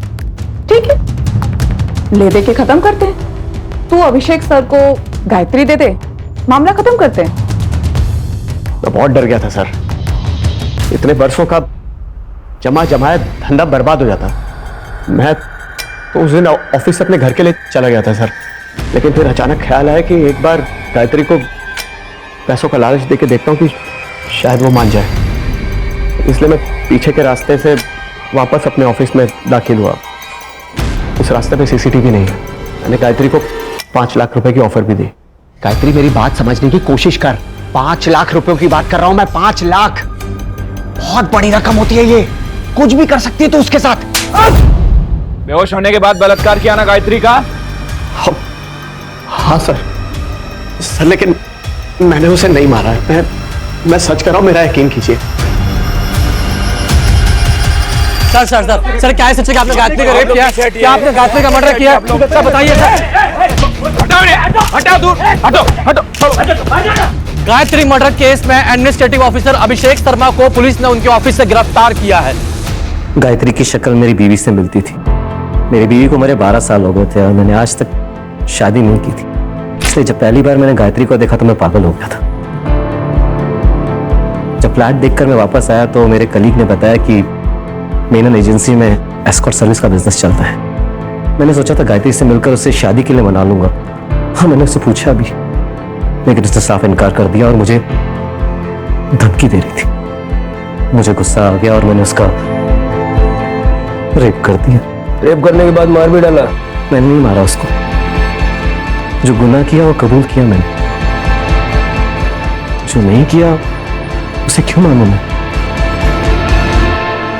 जहां में गायत्री की बॉडी मिली वहां तो कोई सीसीटीवी था नहीं, लेकिन जिसने गायत्री को मारा उसने उसका फोन ले जाके गोरेगांव में फेंका। उस स्पॉट के आसपास कोई सीसीटीवी है क्या, जरा चेक करो। और उस रात उस स्पॉट पर कितने मोबाइल फोन्स एक्टिव थे उसकी एक लिस्ट बनवाओ। ठीक है सर। सर ये देखिए सर, जिस एरिया से हमें गायत्री का मोबाइल फोन मिला था उस एरिया की फुटेज। सर ये कॉइन बॉक्स वाला सीसीटीवी फुटेज रिकवर हो गया।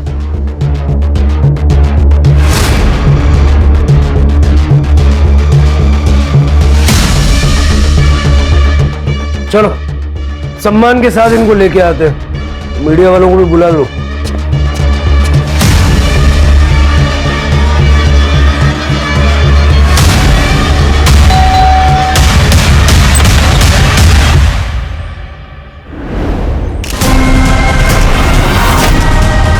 आपकी बेटी प्रियंका प्रोस्टिट्यूशन में थी, आपको पता था? नहीं सर। झूठ बोल रही हैं आप। जरा देखो,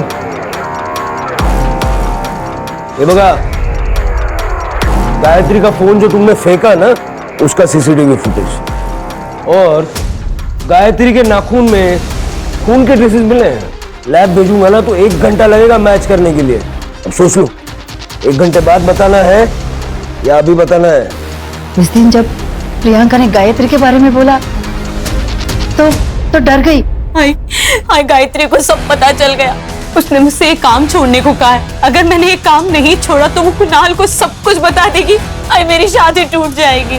ऐसा कुछ भी नहीं होगा, मैं हूं ना, मैं सब ठीक कर दूंगी और तुम्हें नौकरी छोड़ने की नौबत भी नहीं आएगी। फिर मैंने सोचा अभी तक तो ये बात सिर्फ गायत्री को पता है, अगर मैं उसे मार दूं तो ये किस्सा ही खत्म हो जाएगा। मैडम जी, आप ठीक तो हैं? ये लीजिए आपके पैसे।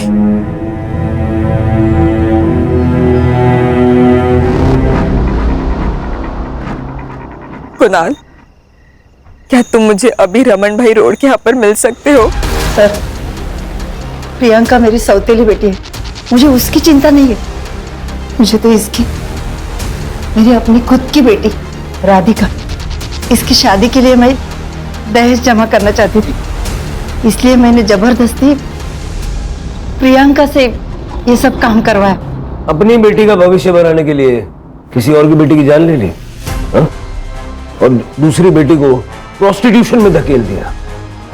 किसके लिए किया? राधिका के लिए। अगर राधिका हमें फोन करके इस मेनन एस्टेट एजेंसी के बारे में बताती नहीं ना, तो ये केस इतनी जल्दी सॉल्व नहीं होता। हेलो, ये हेमंत भोसले बोलते हो? Hello sir, Menon state company में ना सेक्स रैकेट चल रहा है। आप कौन बोल रहे हो? मुझे ताई को बचाना था, इसलिए मैंने फोन करके आपको सब कुछ सच सच बता दिया।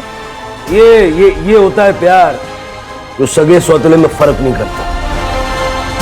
सर, प्रियंका को चुप नहीं बैठना चाहिए था। अगर आप डोमेस्टिक वायलेंस का शिकार हो रहे हो तो सामने आना जरूरी है। लेकिन यहाँ बात सगे या सौतेले की नहीं है। सौतेली बेटी घर में पैसे लेके आ रही थी, इसलिए गीता चुप थी। सर, मुझे लगता है कि गायत्री को आवाज उठानी चाहिए थी।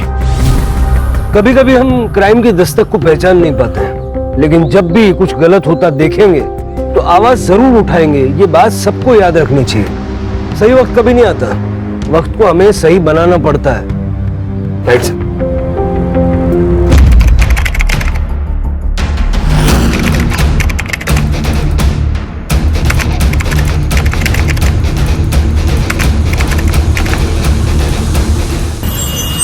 मुझे सब पता है तू क्या करना चाहता है। अरे अम्मी, क्या गलत कह दिया हमने? एक बात बताओ, अच्छा खासा लड़का है वो, खुद की चक्की है उसकी, खुश रखेगा हमारी रुपैया को, देख लेना। बहन की खुशी की इतनी फिक्र होती तो 50 साल के बुढ़े का रिश्ता न लेकर आता तू। अभी उसकी अम्मी जिंदा है उसका ख्याल रखने के लिए। अरे तो कब तक जिंदा? अरे अम्मी, समझने की कोशिश करो, घर के हालत पता है ना क्या है हमारे, देख नहीं सकती है वो। कोई लड़कों की लाइन नहीं लगने वाली यहाँ पे उसके लिए। देखना, मैं उसका निकाह ना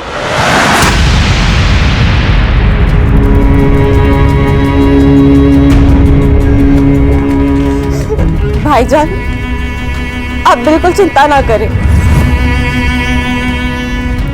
मैं कभी भी आप पर या भाभी पर बोझ बनकर नहीं रहना चाहती। रुबैया, तू तो मेरी जान है, बोझ थोड़ी ना। ऐसे जबरदस्ती निकाह नहीं करवाऊंगी मैं। देखना, मेरी गुड़िया का निकाह नेक, ईमानदार, फरमाबरदार लड़के से करवाऊंगी मैं। हाँ अम्मी, क्यों नहीं? एक लड़की जो देख नहीं सकती, जो हूर की परी है, उसके लिए करोड़ों की गाड़ी में आएगा ना लड़का निकाह पढ़ने के लिए। अम्मी, ये ख्वाब है तुम्हारा, ख्वाब ही रहने दो। वो ना अल्लाह देखेगा, तू अपना काम कर। आ बेटा, आ।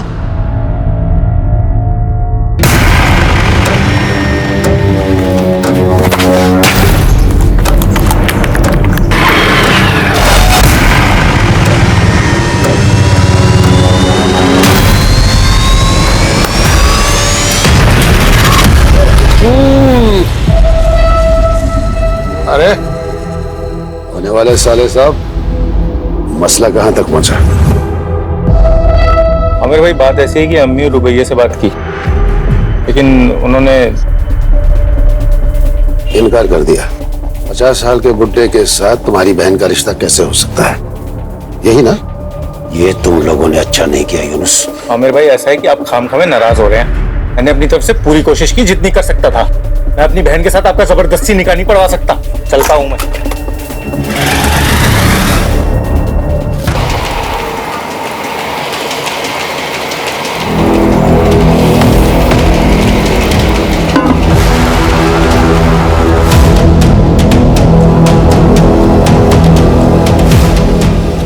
अरे हमसे क्या शर्माना,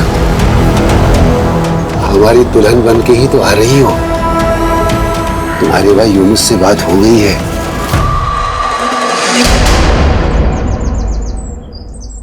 गुलरेज, कितना सुनना पड़ा हमको तुम्हारी वजह से, पता है? तो ऐसा काम करता ही क्यों है कि सुनना पड़े? गुलरेज, आ गई बुढ़िया। ए गुलरेज, अरे खानम, आओ आओ। सलाम वालेकुम। वालेकुम अस्सलाम। आओ बैठो।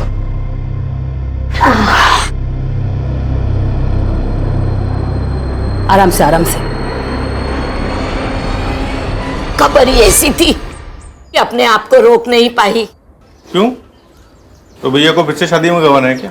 अरे गवाएंगे क्यों, हम सब मिलकर गाएंगे। ऐसा रिश्ता लेकर आई हूँ कि मना ही नहीं कर पाओगे तुम लोग। लड़का कौन है, क्या करता है और रिश्ता कहाँ से आया है वो तो बोलो खानम। अरे हजरतगंज के बहुत अमीर खानदानी लोग हैं। हाँ? उनका छोटा बेटा है सैयद, 35 साल का। पिछले साल उसकी बीवी का इंतकाल हो गया किसी बीमारी की वजह से।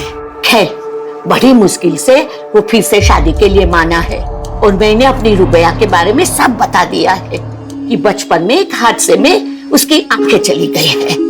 उन्हें कोई एतराज तो नहीं है ना कि रुबैया देख नहीं सकती? ना ना मेरी जान, उन लोगों को कोई इतराज नहीं है। रुबैया बेटा, अल्लाह ने मेरी सुन ली।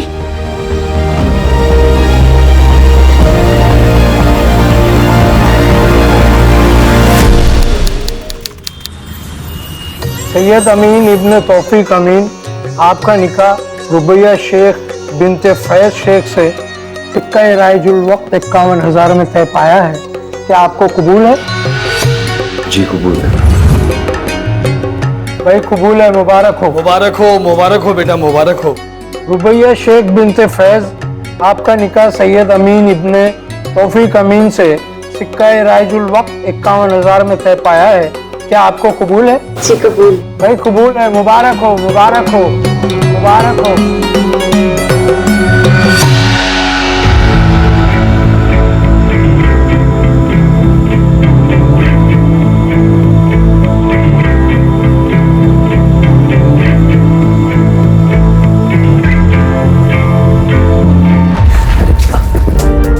क्या कर रही हो? अभी टकराती। वो मैं इस कमरे की चीजों को पहचानने की कोशिश कर रही हूँ ताकि आगे जाके ठोकर ना लगे। आओ बैठो।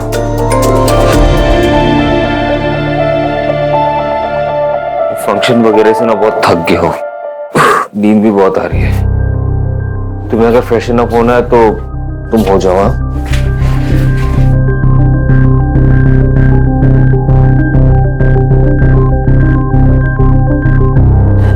आपसे एक बात पूछूं?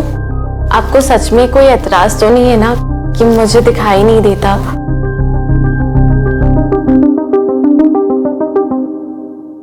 बिल्कुल सपनों की जैसी शादी थी हमारी। यकीन ही नहीं होता था कि ख्वाब है या हकीकत। तो सब कुछ हकीकत ही था। रुबैया, तुम शादी में बहुत खूबसूरत लग रही थी। हमीदा अम्मी हमें बहुत प्यार करती हैं। उन्होंने कभी इस बात का एहसास ही नहीं होने दिया कि हम देख नहीं सकते कि हम लाचार हैं। शाजिया भाभी जो दुलार हमें देती थी, वैसा तो कभी हमें अपनी सगी भाभी से भी नहीं मिला। अब्बू और जमील भाईजान वैसे तो हमसे ज्यादा बात नहीं करते, पर खाने की टेबल पर चुटकुले सुनाकर हमेशा हमें हंसाने की कोशिश करते हैं। लेकिन इन सब में सबसे ज्यादा प्यार और दुलार हमें अब्दुल मामू से मिलता है। जब भी आते हैं मेरे लिए गुड़ की बर्फी जरूर लाते हैं। हमारे शौहर सैयद एक नेकदिल इंसान है, कम बोलते हैं, पर मेरे लिए उनकी मोहब्बत हमें महसूस होती है। कुछ दिनों से शायद परेशान जान पड़ते हैं। उनकी अपने बिजनेस पार्टनर से कुछ कहा सुनी हुई है। अल्लाह से बस यही दुआ है कि सब ठीक हो जाए। सैयद कहाँ छिपा बैठा भाड़ा? अरे क्या हुआ? हाँ, ये क्या तरीका है? तू मुझे मेरा तरीका मत समझा। एक मिनट केतन बेटा, तुम घर में हो, इतना क्यों गुस्सा हो रहे हो? क्या बात? ये सब आप अपने बेटे से पूछिए। इसने मुझसे बिना पूछे कंपनी के अकाउंट से 5 करोड़ रुपए निकाले। वो पैसे मेरे हैं, मैंने निकाल लिए। क्या करेगा अभी तू? चल निकाल, चल चल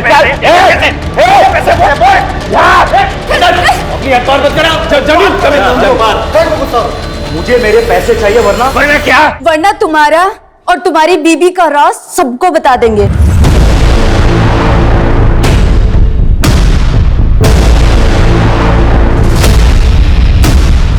कौन सा सच? और क्या बोल रही है ये?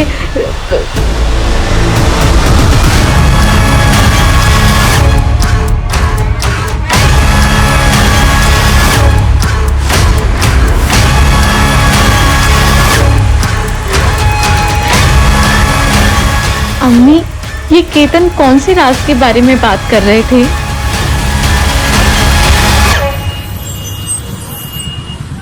हाँ मेरे।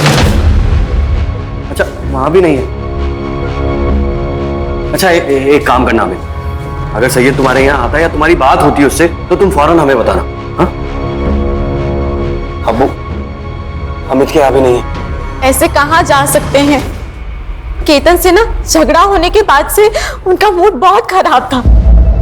अम्मी मुझे तो बहुत डर लग रहा है। अरे डर क्यों रही है? सैयद मुड़ी है, वो वापिस आ जाएगा।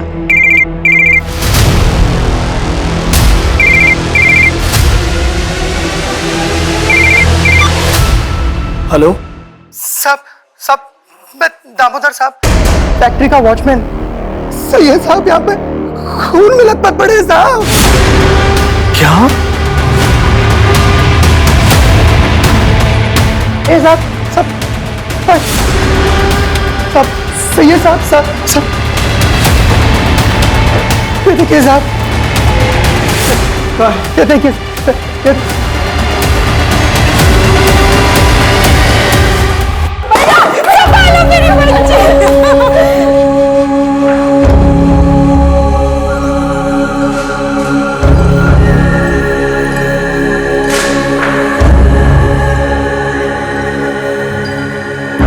कुछ रोज पहले केतन आया था दीना के साथ मेरे घर पर। उसने सैयद को धमकी दी थी कि अगर सैयद ने उसके पैसे वापस नहीं किए तो पता नहीं सैयद का कौन सा राज खोल देगा वो। मुझे मेरे पैसे चाहिए, वरना क्या? वरना तुम्हारा और तुम्हारी बीबी का राज सबको बता देंगे। किस राज की बात कर रहा था? हमें कुछ समझ ही नहीं आया।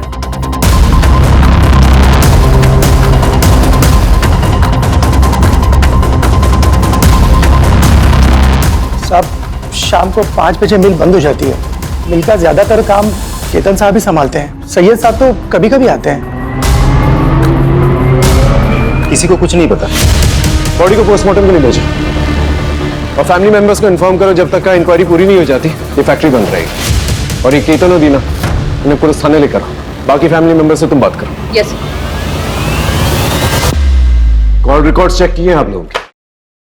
12 से 1 फैक्ट्री में क्या कर रहे थे? ऐसा क्या काम आ गया? सैयद से कौन से राज फाश होने की बात कर रहे थे तुम लोग? मुझे मेरे पैसे चाहिए, वरना क्या? वरना तुम्हारा और तुम्हारी बीबी का राज सबको बता देंगे। मुझे नहीं पता कि वो किस राज के बारे में बात कर रहे थे। मैं तो खुद सुन के हैरान थी। सच सच बताओ, सैयद को क्यों मारा? सर हमने सैयद को नहीं मारा। हाँ हम दोनों फैक्ट्री गए थे, कुछ काम था, लेकिन सर हम डर गए थे क्योंकि सैयद के साथ सुबह ही हमारा झगड़ा हुआ था। तो लोगों को यही लगता कि हम दोनों ने ही कुछ किया है। इसके लिए हमने किसी को कुछ भी नहीं बताया। राज की बात? सर कोई राज नहीं, वो तो ऐसे ही हमने उसे डराने के लिए कहा था। पर मैंने उसे किसी से बात करते हुए सुना था कि ये बात मेरे परिवार वालों को नहीं पता चलनी चाहिए। देखो, ये बात मैं अपने घर वालों को नहीं बता सकता। आप मैं समझ रहा हूँ, लेकिन तुम मेरी बात तो समझो ना। पर वो बात क्या है वो हमें नहीं पता।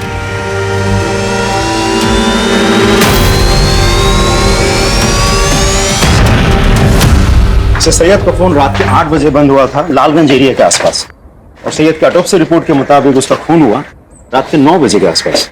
लेकिन सर केतन और दीना तो रात के 12 बजे आए थे फैक्ट्री में। सर ऐसा भी तो हो सकता है मारा कहीं और हो और बॉडी डंप करने यहाँ फैक्ट्री में आए हो। इतनी बड़ी बेवकूफी वो नहीं कर सकते, क्योंकि वो जानते हैं अगर बॉडी मिल में मिलेगी तो सबसे पहले पूछताछ होनी चाहिए। लेकिन सर मुझे ये समझ में नहीं आ रहा है कि सैयद के बारे में केतन ऐसा क्या जानता है जो हमसे शेयर नहीं करना चाह रहा। एक काम करो अंकिता, रुबैया से जाके दोबारा पूछताछ करो, हो सकता है कोई इन्फॉर्मेशन निकले। Okay sir. अम्मी, अम्मी कहाँ है आप?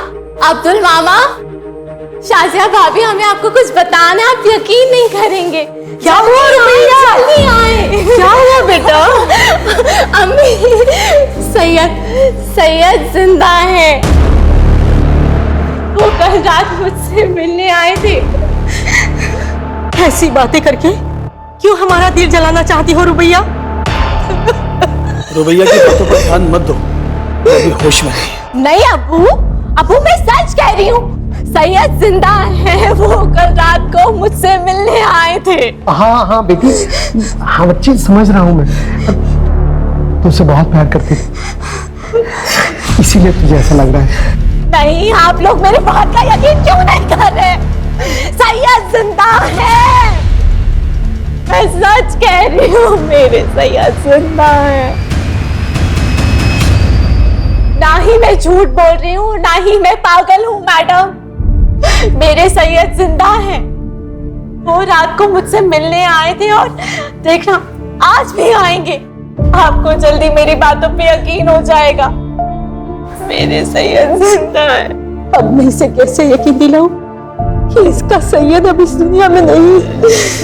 देखिए, मैं समझ सकती हूँ कि पति के जाने का इन पर गहरा असर हुआ है। आप जल्दी इन्हें अच्छे से थेरेपिस्ट को दिखाइए। सैयद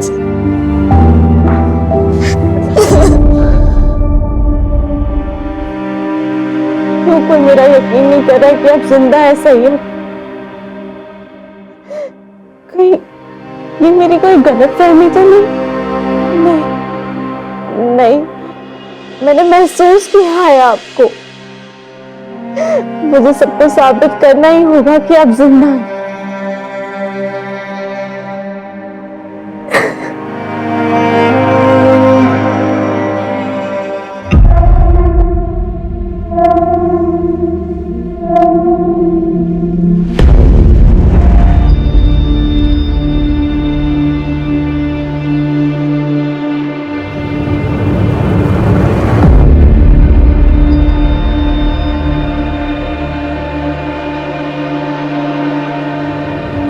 सैयद,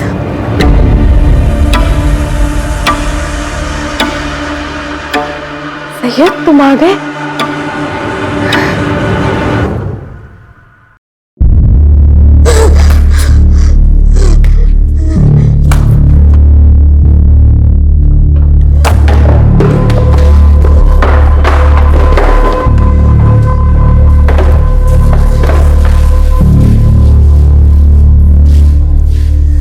अम्मी समझा करो, हमको घर बेचना ही पड़ेगा, नहीं बेचेंगे ना तो खाने की भी लाले पड़ जाएंगे। दुकान बंद हो गई है तो दूसरा काम कब मिलेगा उसका कुछ पता नहीं है। रुबैया का फोन है। हाँ रुबैया, बोल मेरी बच्ची, तू ठीक है ना? अम्मी, मैं आप लोगों के यहाँ पे थोड़े दिन हरदोई रहना आना चाहती हूँ। यूनुस भाई को कहिए ना कि मुझे लेने आएंगे। हम नहीं जाएंगे, लखनऊ से वापस आने में पूरा दिन चला जाता है हमारा। कोई बात नहीं, मैं खुद ही आ जाऊंगी। अब उस यूनुस भाई को कहिए ना कि मुझे बस स्टॉप पे लेने आ जाए। मैं 10 बजे की बस पे बैठ के ना 12:30 बजे तक पहुंच जाऊंगी। हाँ बेटा, लेने आ जाएगा। हाँ तू आजा बेटा, चले जाना। ऐसे अचानक जाना है तुम्हें? क्या हुआ? सब ठीक तो है ना? हाँ, सब ठीक है। बस मुझे मेरी अम्मी की याद आ रही है। मैं समझ सकती हूँ, अब्दुल मामू अभी आने ही वाले होंगे, वो तुम्हें छोड़ देंगे। नहीं नहीं, आप टेंशन ना लें, मैंने भाभी से कहकर कैब बुक करा दी है। मैं खुद ही चली जाऊंगी, खुद ही चली जाऊंगी।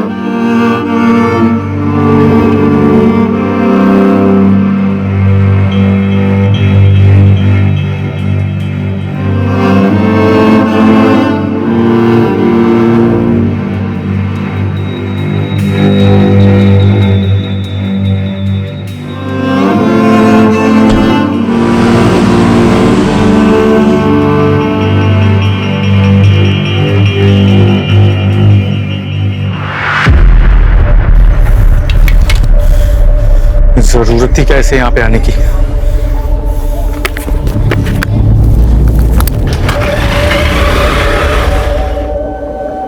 आ जाओ हरदोई हरदोई हरदोई, चलो चलो चलो जल्दी जल्दी जल्दी।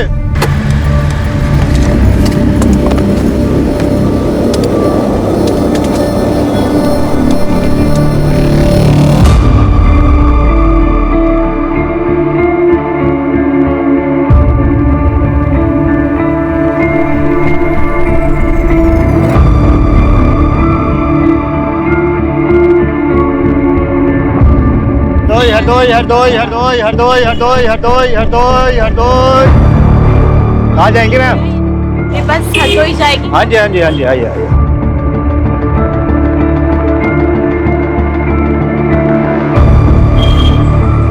चलिए आराम से आराम से आराम से आराम से, चलिए चलिए चलिए चलिए चलिए, आराम से आराम से। एक सेकंड, आगे आगे आगे आगे आइए, आगे आइए, यहाँ बैठिए। हाँ चलिए चलिए चलिए अंदर की तरफ। हाँ बैठ जाइए, मैं आपका सामान यहीं रख देता हूँ, ठीक है? चलो भाई बैठ गए सब लोग, अपना अपना सामान रख लो ठीक से, ठीक?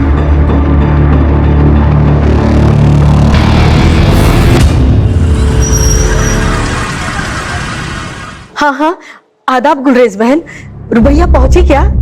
हम लोग बहुत देर से कोशिश कर रहे हैं, उसका फोन बंद आ रहा है। मैंने यूनुस को भेजा है बस स्टॉप पे लेने के लिए, लेकिन उसे भी काफी वक्त हो गया है। वो हो सकता है बस छूट गई हो, दूसरी बस में हो। अल्लाह करे ऐसा ही हो, आए तो फोन करवा देना। जी जरूर। अम्मी, हमें रुबैया को अकेला भेजना ही नहीं चाहिए था।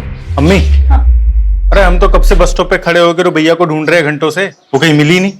ना वो 10 बजे वाली बस में थी, ना वो 2 बजे वाली बस में। अम्मी हमको लग रहा है रुबैया हरदोई पहुंची नहीं है।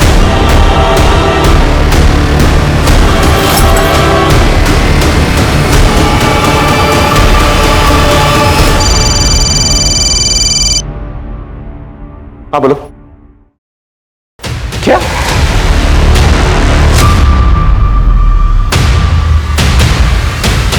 रुबैया मिसिंग? कहाँ चली गई मेरी बच्ची? पता नहीं क्यों उसे यकीन था कि सैयद जिंदा है और वो उसे रात में मिलने आता है। मुझे लगता है कि शायद इसीलिए मेरे पास आना चाहती थी, ताकि उसके ससुराल वाले को ये ना लगे कि उसकी दिमागी हालत ठीक नहीं है। हमने कभी उसे ये सब नहीं कहा। अच्छा एक बात बताइए, सैयद और रुबैया के आपसी रिश्ते कैसे थे? मेरा मतलब है उन दोनों में सब कुछ ठीक ठाक चल रहा था? सर, दोनों के बीच के रिश्ते बड़े अजीब थे। सैयद रुबैया से हमेशा एक दूरी बनाए रखता था, कभी बात भी नहीं करता था उससे। पर रुबैया हमेशा कहती थी कि कमरे में वो बड़े प्यार से रहता है। सर, मुझे ये बात बड़ी अजीब लगती थी।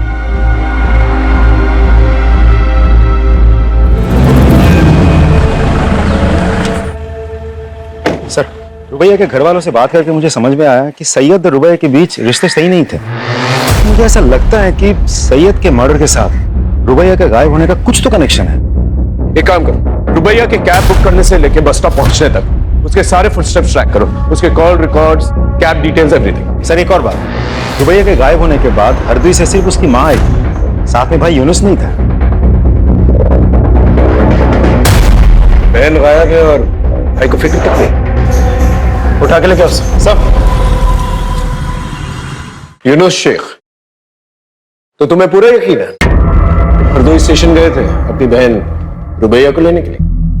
सर मैं गया था सर मैं बस स्टॉप पे पहुंच गया था, यही कोई 12 के करीब सर। मैंने तो अगली बस का भी इंतजार किया, तब मुझे लग रहा है पहुंची नहीं स्टेशन पे।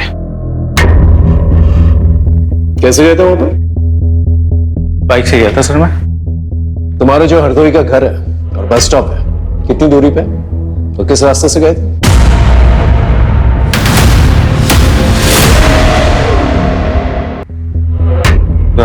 दूरी तो सर यही कोई 10 किलोमीटर की दूरी पे है सर। और फिर आता है सबसे पहले राउदी चौक आता है, और फिर उसके बाद एक बड़ी सी बाजार आती है सर, उसके बाद बस स्टॉप। नहीं सर, उससे पहले ही एक बड़ा सा आम का बाग भी आता है, उसके बाद आता है 2 किलोमीटर की दूरी पे है बस स्टॉप। ठीक है जा, लेकिन जब भी बुलाएंगे वापस आ जाऊंगा सर। अंकिता, रुबैया के घर से लेके बस स्टॉप तक जितने भी होटल्स मोटल्स ढाबे हैं वहां पर जाकर पता करो, और रुबैया के सारे डिटेल्स जो है आसपास के पुलिस स्टेशन भिजवाओ। रुबैया का फोन 8 बजे से एक्टिव था, पता करो किस किस से बात की इसने। और ये रुबैया का भाई यूनुस सितंबर 15 को 10 से 4 के बीच में इसने किस किस से बात की, किस किस के साथ मैसेजेस एक्सचेंज किए, पता करो सब।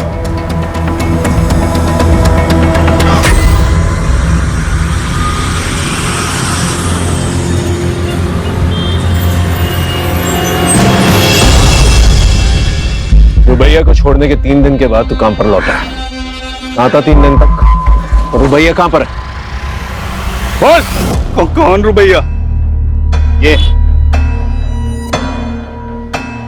गांव गया था, बाप बीमार है, आप फोन करके पता कर लो। और रही इस लड़की की बात, मैंने उसको बस में छोड़ा, वो बस में बैठी और मैं वहां से चला गया।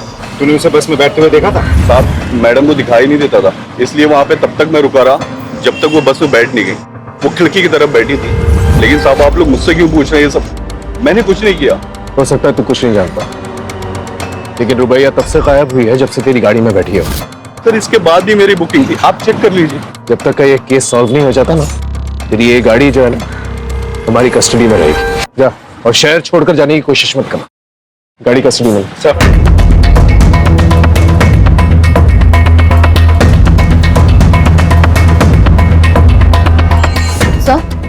सर हमने लोकल पुलिस स्टेशन से पूछताछ की, लेकिन रुबैया अमीन ने किसी भी होटल में चेक इन नहीं किया सर हमने सीसीटीवी फुटेज भी चेक किया, और यहाँ तक मॉर्ग जाकर उसके कदकाठी की डेड बॉडीज भी चेक की सर, लेकिन रुबैया का कहीं कुछ पता नहीं चला।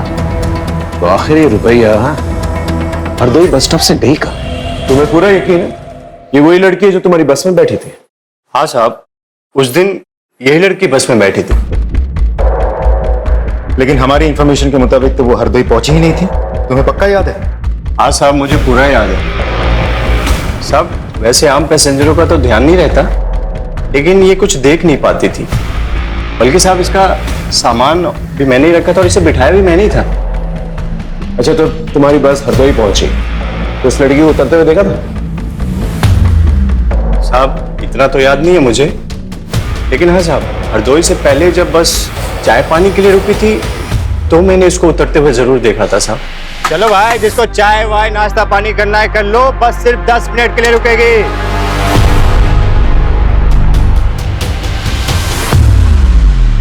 अच्छा, इस लड़की को दोबारा बस पे चढ़ते हुए देखा था आपने? हाँ सर, हमने देखा था।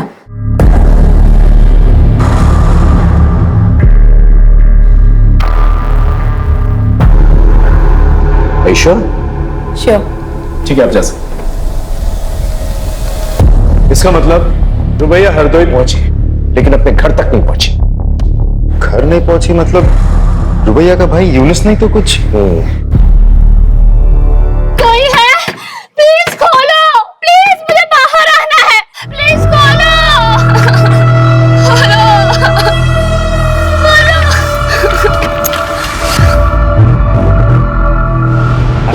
झूठ बोलता है? हाँ, तेरे कॉल रिकॉर्ड चेक किया हमने, तू हरदोई बस स्टॉप गया ही नहीं था। क्यों नहीं गया था? रुबैया को घर लाने क्यों नहीं गया था? कर गया था सर मैं। तो मेरी बीवी है ना बानो, तो रोज लड़ती थी रुबैया की वजह से। और इस बार उसने मुझे धमकी दी थी, बोला था कि अगर रुबैया घर में आई ना तो घर छोड़ के चली जाएगी। क्या करता सर मैं? नहीं गया फिर। मेरे फोन का इंतजार करो, दूसरे को भी ठिकाने लगाना है। ठीक है लाला।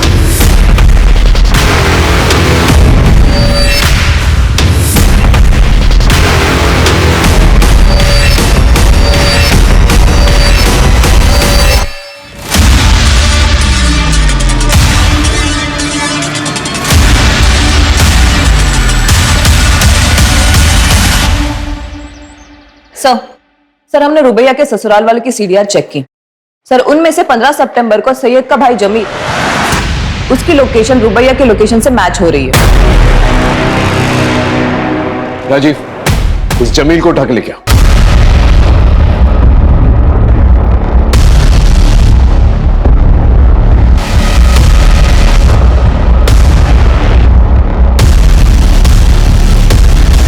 सर, जमील का एक्सीडेंट हो गया, उस पे किसी ने गाड़ी चढ़ा दी है।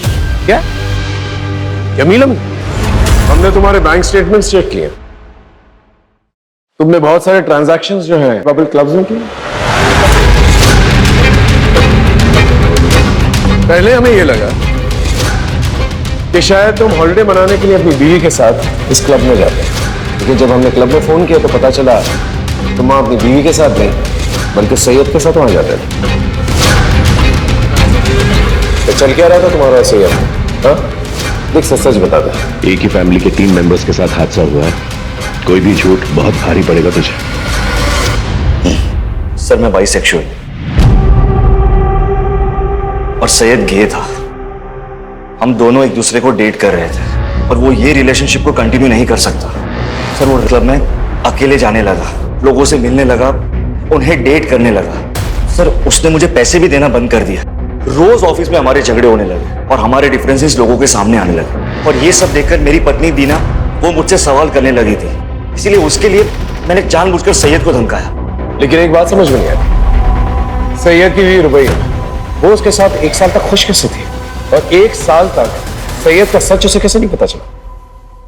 सर मुझे कुछ नहीं पता, लेकिन हाँ बुशरा सर, बुशरा सैयद की पहली पत्नी थी और वो उससे बिल्कुल भी खुश नहीं थी। वो उसे डिवोर्स देना चाहती थी, लेकिन वो बोटिंग एक्सीडेंट में मारी गई। राजीव, इस बुशरा के बारे में पता करो और बुशरा बोटिंग एक्सीडेंट के बारे में पता करो। जी सर। सर शिल्पा खत्री नाम की औरत आपसे मिलने आई है। शिल्पा बार क्यों मिलेगी? यस मिस खत्री, बोली। सर वो शायद रुबैया दोबारा बस में चढ़ी ही नहीं थी। क्या? लेकिन पहले तो आपने कहा था आपने उसे बस पे चढ़ते हुए देखा था। सर जब हमने उसे देखा था ना, तब हम थोड़ा नींद में थे, लेकिन कल हमें याद आया कि जो लड़की बस में चढ़ी थी उसके हाथ में वो छड़ी क्या बोलते हैं उसे? Blind walking stick. हाँ, वो नहीं थी। मिस खत्री, वो चाय की दुकान याद है जहां पर बस रुकी थी? हाँ सर, देखा था इस लड़की को यहाँ, उधर बैठी थी सर। हाँ मैडम, क्या लेंगी, चाय या ठंडा? भैया 1 कप चाय दे दीजिए। ठीक।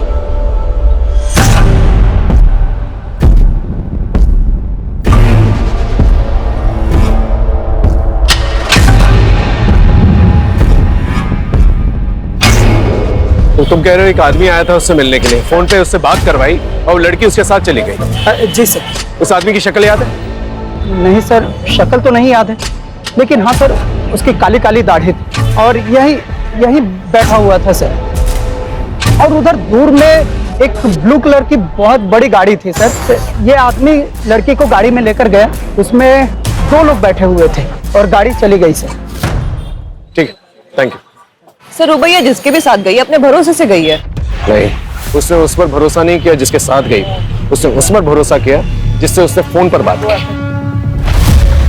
वो हरदोई अपनी अम्मी के घर पहुंचना चाहती थी, अपनी अम्मी को शायद कुछ बताना चाहती थी, लेकिन वो हरदोई पहुंच नहीं पाई। 15 सितंबर को जो ब्लू गाड़ी के बारे में बता रहा था, ये टोल प्लाजा जाके उसके बारे में पता करो। ये सच है अंकल, सैयद को लड़कियों में कोई दिलचस्पी नहीं थी और ये बात सैयद की पहली पत्नी बुशरा को भी पता था। झूठ है ये सब। बुशरा सैयद के बच्चे की मां बनने वाली थी।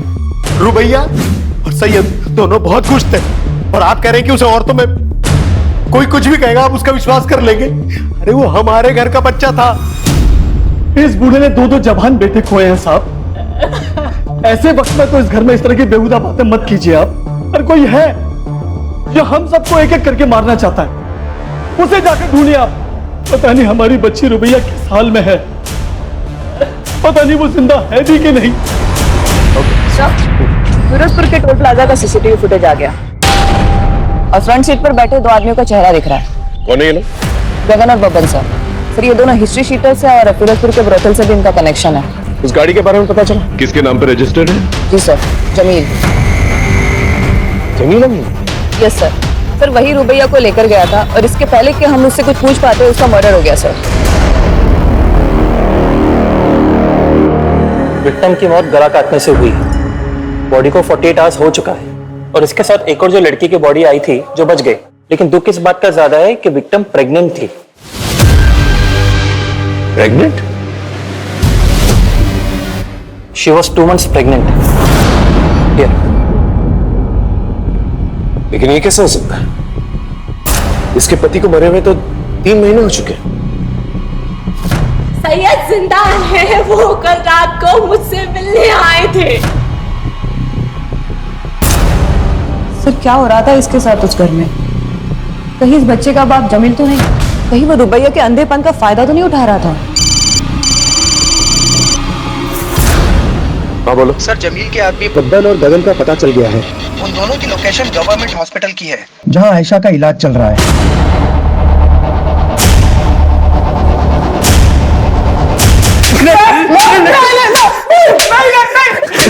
किससे कहा था उसे मारने के लिए? किसके कहने पे मारा? बोल। सर हम तो दल्ले सर, कोटे पे लड़कियों का सौदा करते। ऐसा वहां से भाग गई थी, बहुत साड़ी बनती थी सर। बोल। रही बात रुबैया की, रुबैया को जमील भाई लेकर आए थे, उन्होंने उसको पकड़ा सर, उन्होंने मारा होगा, हमने कुछ नहीं किया, यकीन कीजिए। कोठे पे ले जाकर क्यों? कोठा किसका है? कोठा किसका है? बोल। कोटा जमील भाई और लाला का है। लाला कौन? कौन लाला? कौन लाला? बोल। लाला यानी अब्दुल मामू का।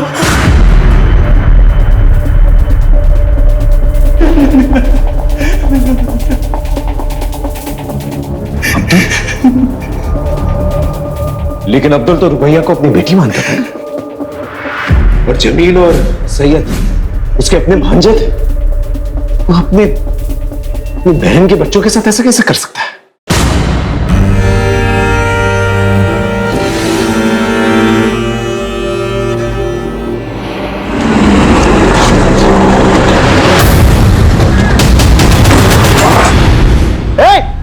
गर्दन पर गोली लगी है, हॉस्पिटल लेके जाओ।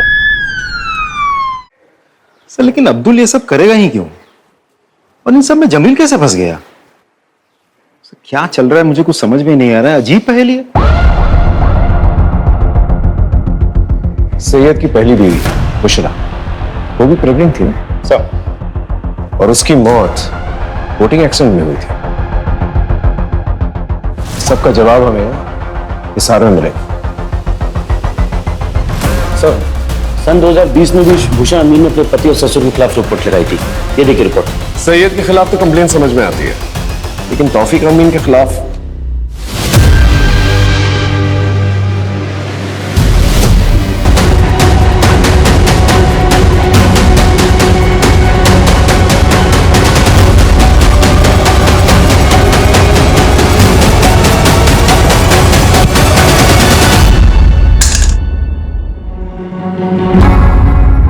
जमील, अब्दुल और हमीदा, तुम लोग तो सिर्फ प्यादे हो। असली वजीर तो आप। 2020 में सैयद की पहली बीवी बुशरा, वो उसे छोड़कर हरियाणा जा रही थी। वो प्रेग्नेंट थी। कैसे? मैं नहीं चाहता था कि हमारे परिवार की सच्चाई बाहर वालों को पता चले। हमारे अपने खून, हमारे अपने छोटे बेटे सैयद को लड़कियों में कोई दिलचस्पी नहीं है। मैं चाहता था कि वो एक अच्छी सी लड़की के साथ निकाह करके इज्जतदार जिंदगी बसर करे, इसलिए मैंने बुशरा के साथ उसका निकाह करवाया। लेकिन नहीं, सैयद का दिमाग नहीं बदला, और एक दिन जिस बात का डर था वही हुआ। बुशरा को सच्चाई पता चल गई। उसने ठान लिया कि दुनिया को वो सच्चाई बता देगी। मैं कैसे होने देता ये सब? अबू मुझे मेरे भाई से बात करनी है, मैं घर चली जाऊंगी। अबू खुदा के नाम मुझे यहाँ से जाने दीजिए, ताकि तू हमारे खानदान का नाम बदनाम कर सके। पर मैं तेरा वो हाल करूंगा कि तू यहां से जाने लायक नहीं रहेगी। बुशरा चुपचाप सब कुछ सहती रही, लेकिन अचानक एक दिन वो भाग गई और वहां जाकर उसने मेरे और सईद के खिलाफ पुलिस स्टेशन में रिपोर्ट लिखवा दी। इसलिए बुशरा को तो रास्ते से हटाना ही था। उसके बाद हम दोनों ने जैसे तैसे सैयद को दूसरे निकाह के लिए मनाया। रुबैया हमारे परिवार के लिए एकदम सही थी, वो देख नहीं सकती थी। सैयद रात को घर में होता नहीं था। हम सैयद का इत्र लगाकर रुबैया के कमरे में जाता था। रुबैया को कोई शक नहीं होता था, वो सिर्फ इतना पूछती थी, सैयद तुम आ गए? अपने परिवार को आगे बढ़ाने के लिए जो भी सही था वो मैंने किया। लेकिन अपने बेटे सैयद को क्यों मारा? एक दिन उसके दिमाग में भी फितूर चढ़ गया। आपको यह बात समझ में क्यों नहीं आती कि मुझे लड़कियां नहीं लड़के पसंद है, और इसमें कोई गलत बात नहीं है। देखो, आप उस लड़की के साथ जो करना चाहते हो आप करो, उससे निकाह करनी है, उसके साथ सोना है, उसके साथ घूमने फिरना जाना है, जो करना है करो, लेकिन मुझे अपनी सच्चाई के साथ जीना है और मैं अपनी सच्चाई सबको बता के रहूंगा। सिंपल है। और मैंने अब्दुल से सैयद को मरवा दिया, लेकिन एक दिन रुबैया को भी मेरी सच्चाई का पता चल गया।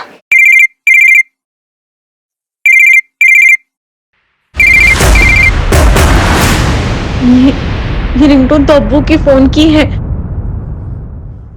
अब्बू? और सैयद के मरने के बाद भी मैं ही था वो जिसे वो सैयद समझ रही थी। उसके बाद मैंने जमील को रुबैया के पीछे लगा दिया। हमारे अब्बू ने जो तुम्हारे साथ किया उसके लिए हम बहुत शर्मिंदा है रुबैया। अच्छा रुबैया, तुम हमारे साथ चलो, बस में जाना तुम्हारी जान के लिए खतरा है। और ये अब्दुल मामू भी तुमसे बात करना चाह रहे थे। हेलो मामू, मामू अब्बू। अब बेटा, तौफीक ने तुम्हारे साथ इतनी जलील हरकत की मुझे पता चल गया है। तुम एक काम करो, जमील के साथ यहाँ चली आओ। ठीक है।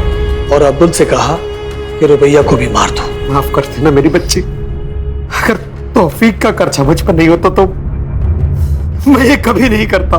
मैंने जो कुछ भी किया अपने खानदान की इज्जत बचाने के लिए किया। तुमने जो कुछ भी किया है ना, अपने खानदान की इज्जत बचाने के लिए नहीं किया, बल्कि इसलिए किया कि तुम बहुत ही घटिया इंसान है। अपने बेटे की दोनों बीवियों का रेप किया और मर्डर किया तुमने। अब अपनी ये इज्जत लेकर सारी जिंदगी ना जेल में सड़ना। क्राइम पेट्रोल्स के और भी दिलचस्प कहानी देखने के लिए हमारे चैनल को सब्सक्राइब करें और बेल आइकॉन दबाना न भूलें।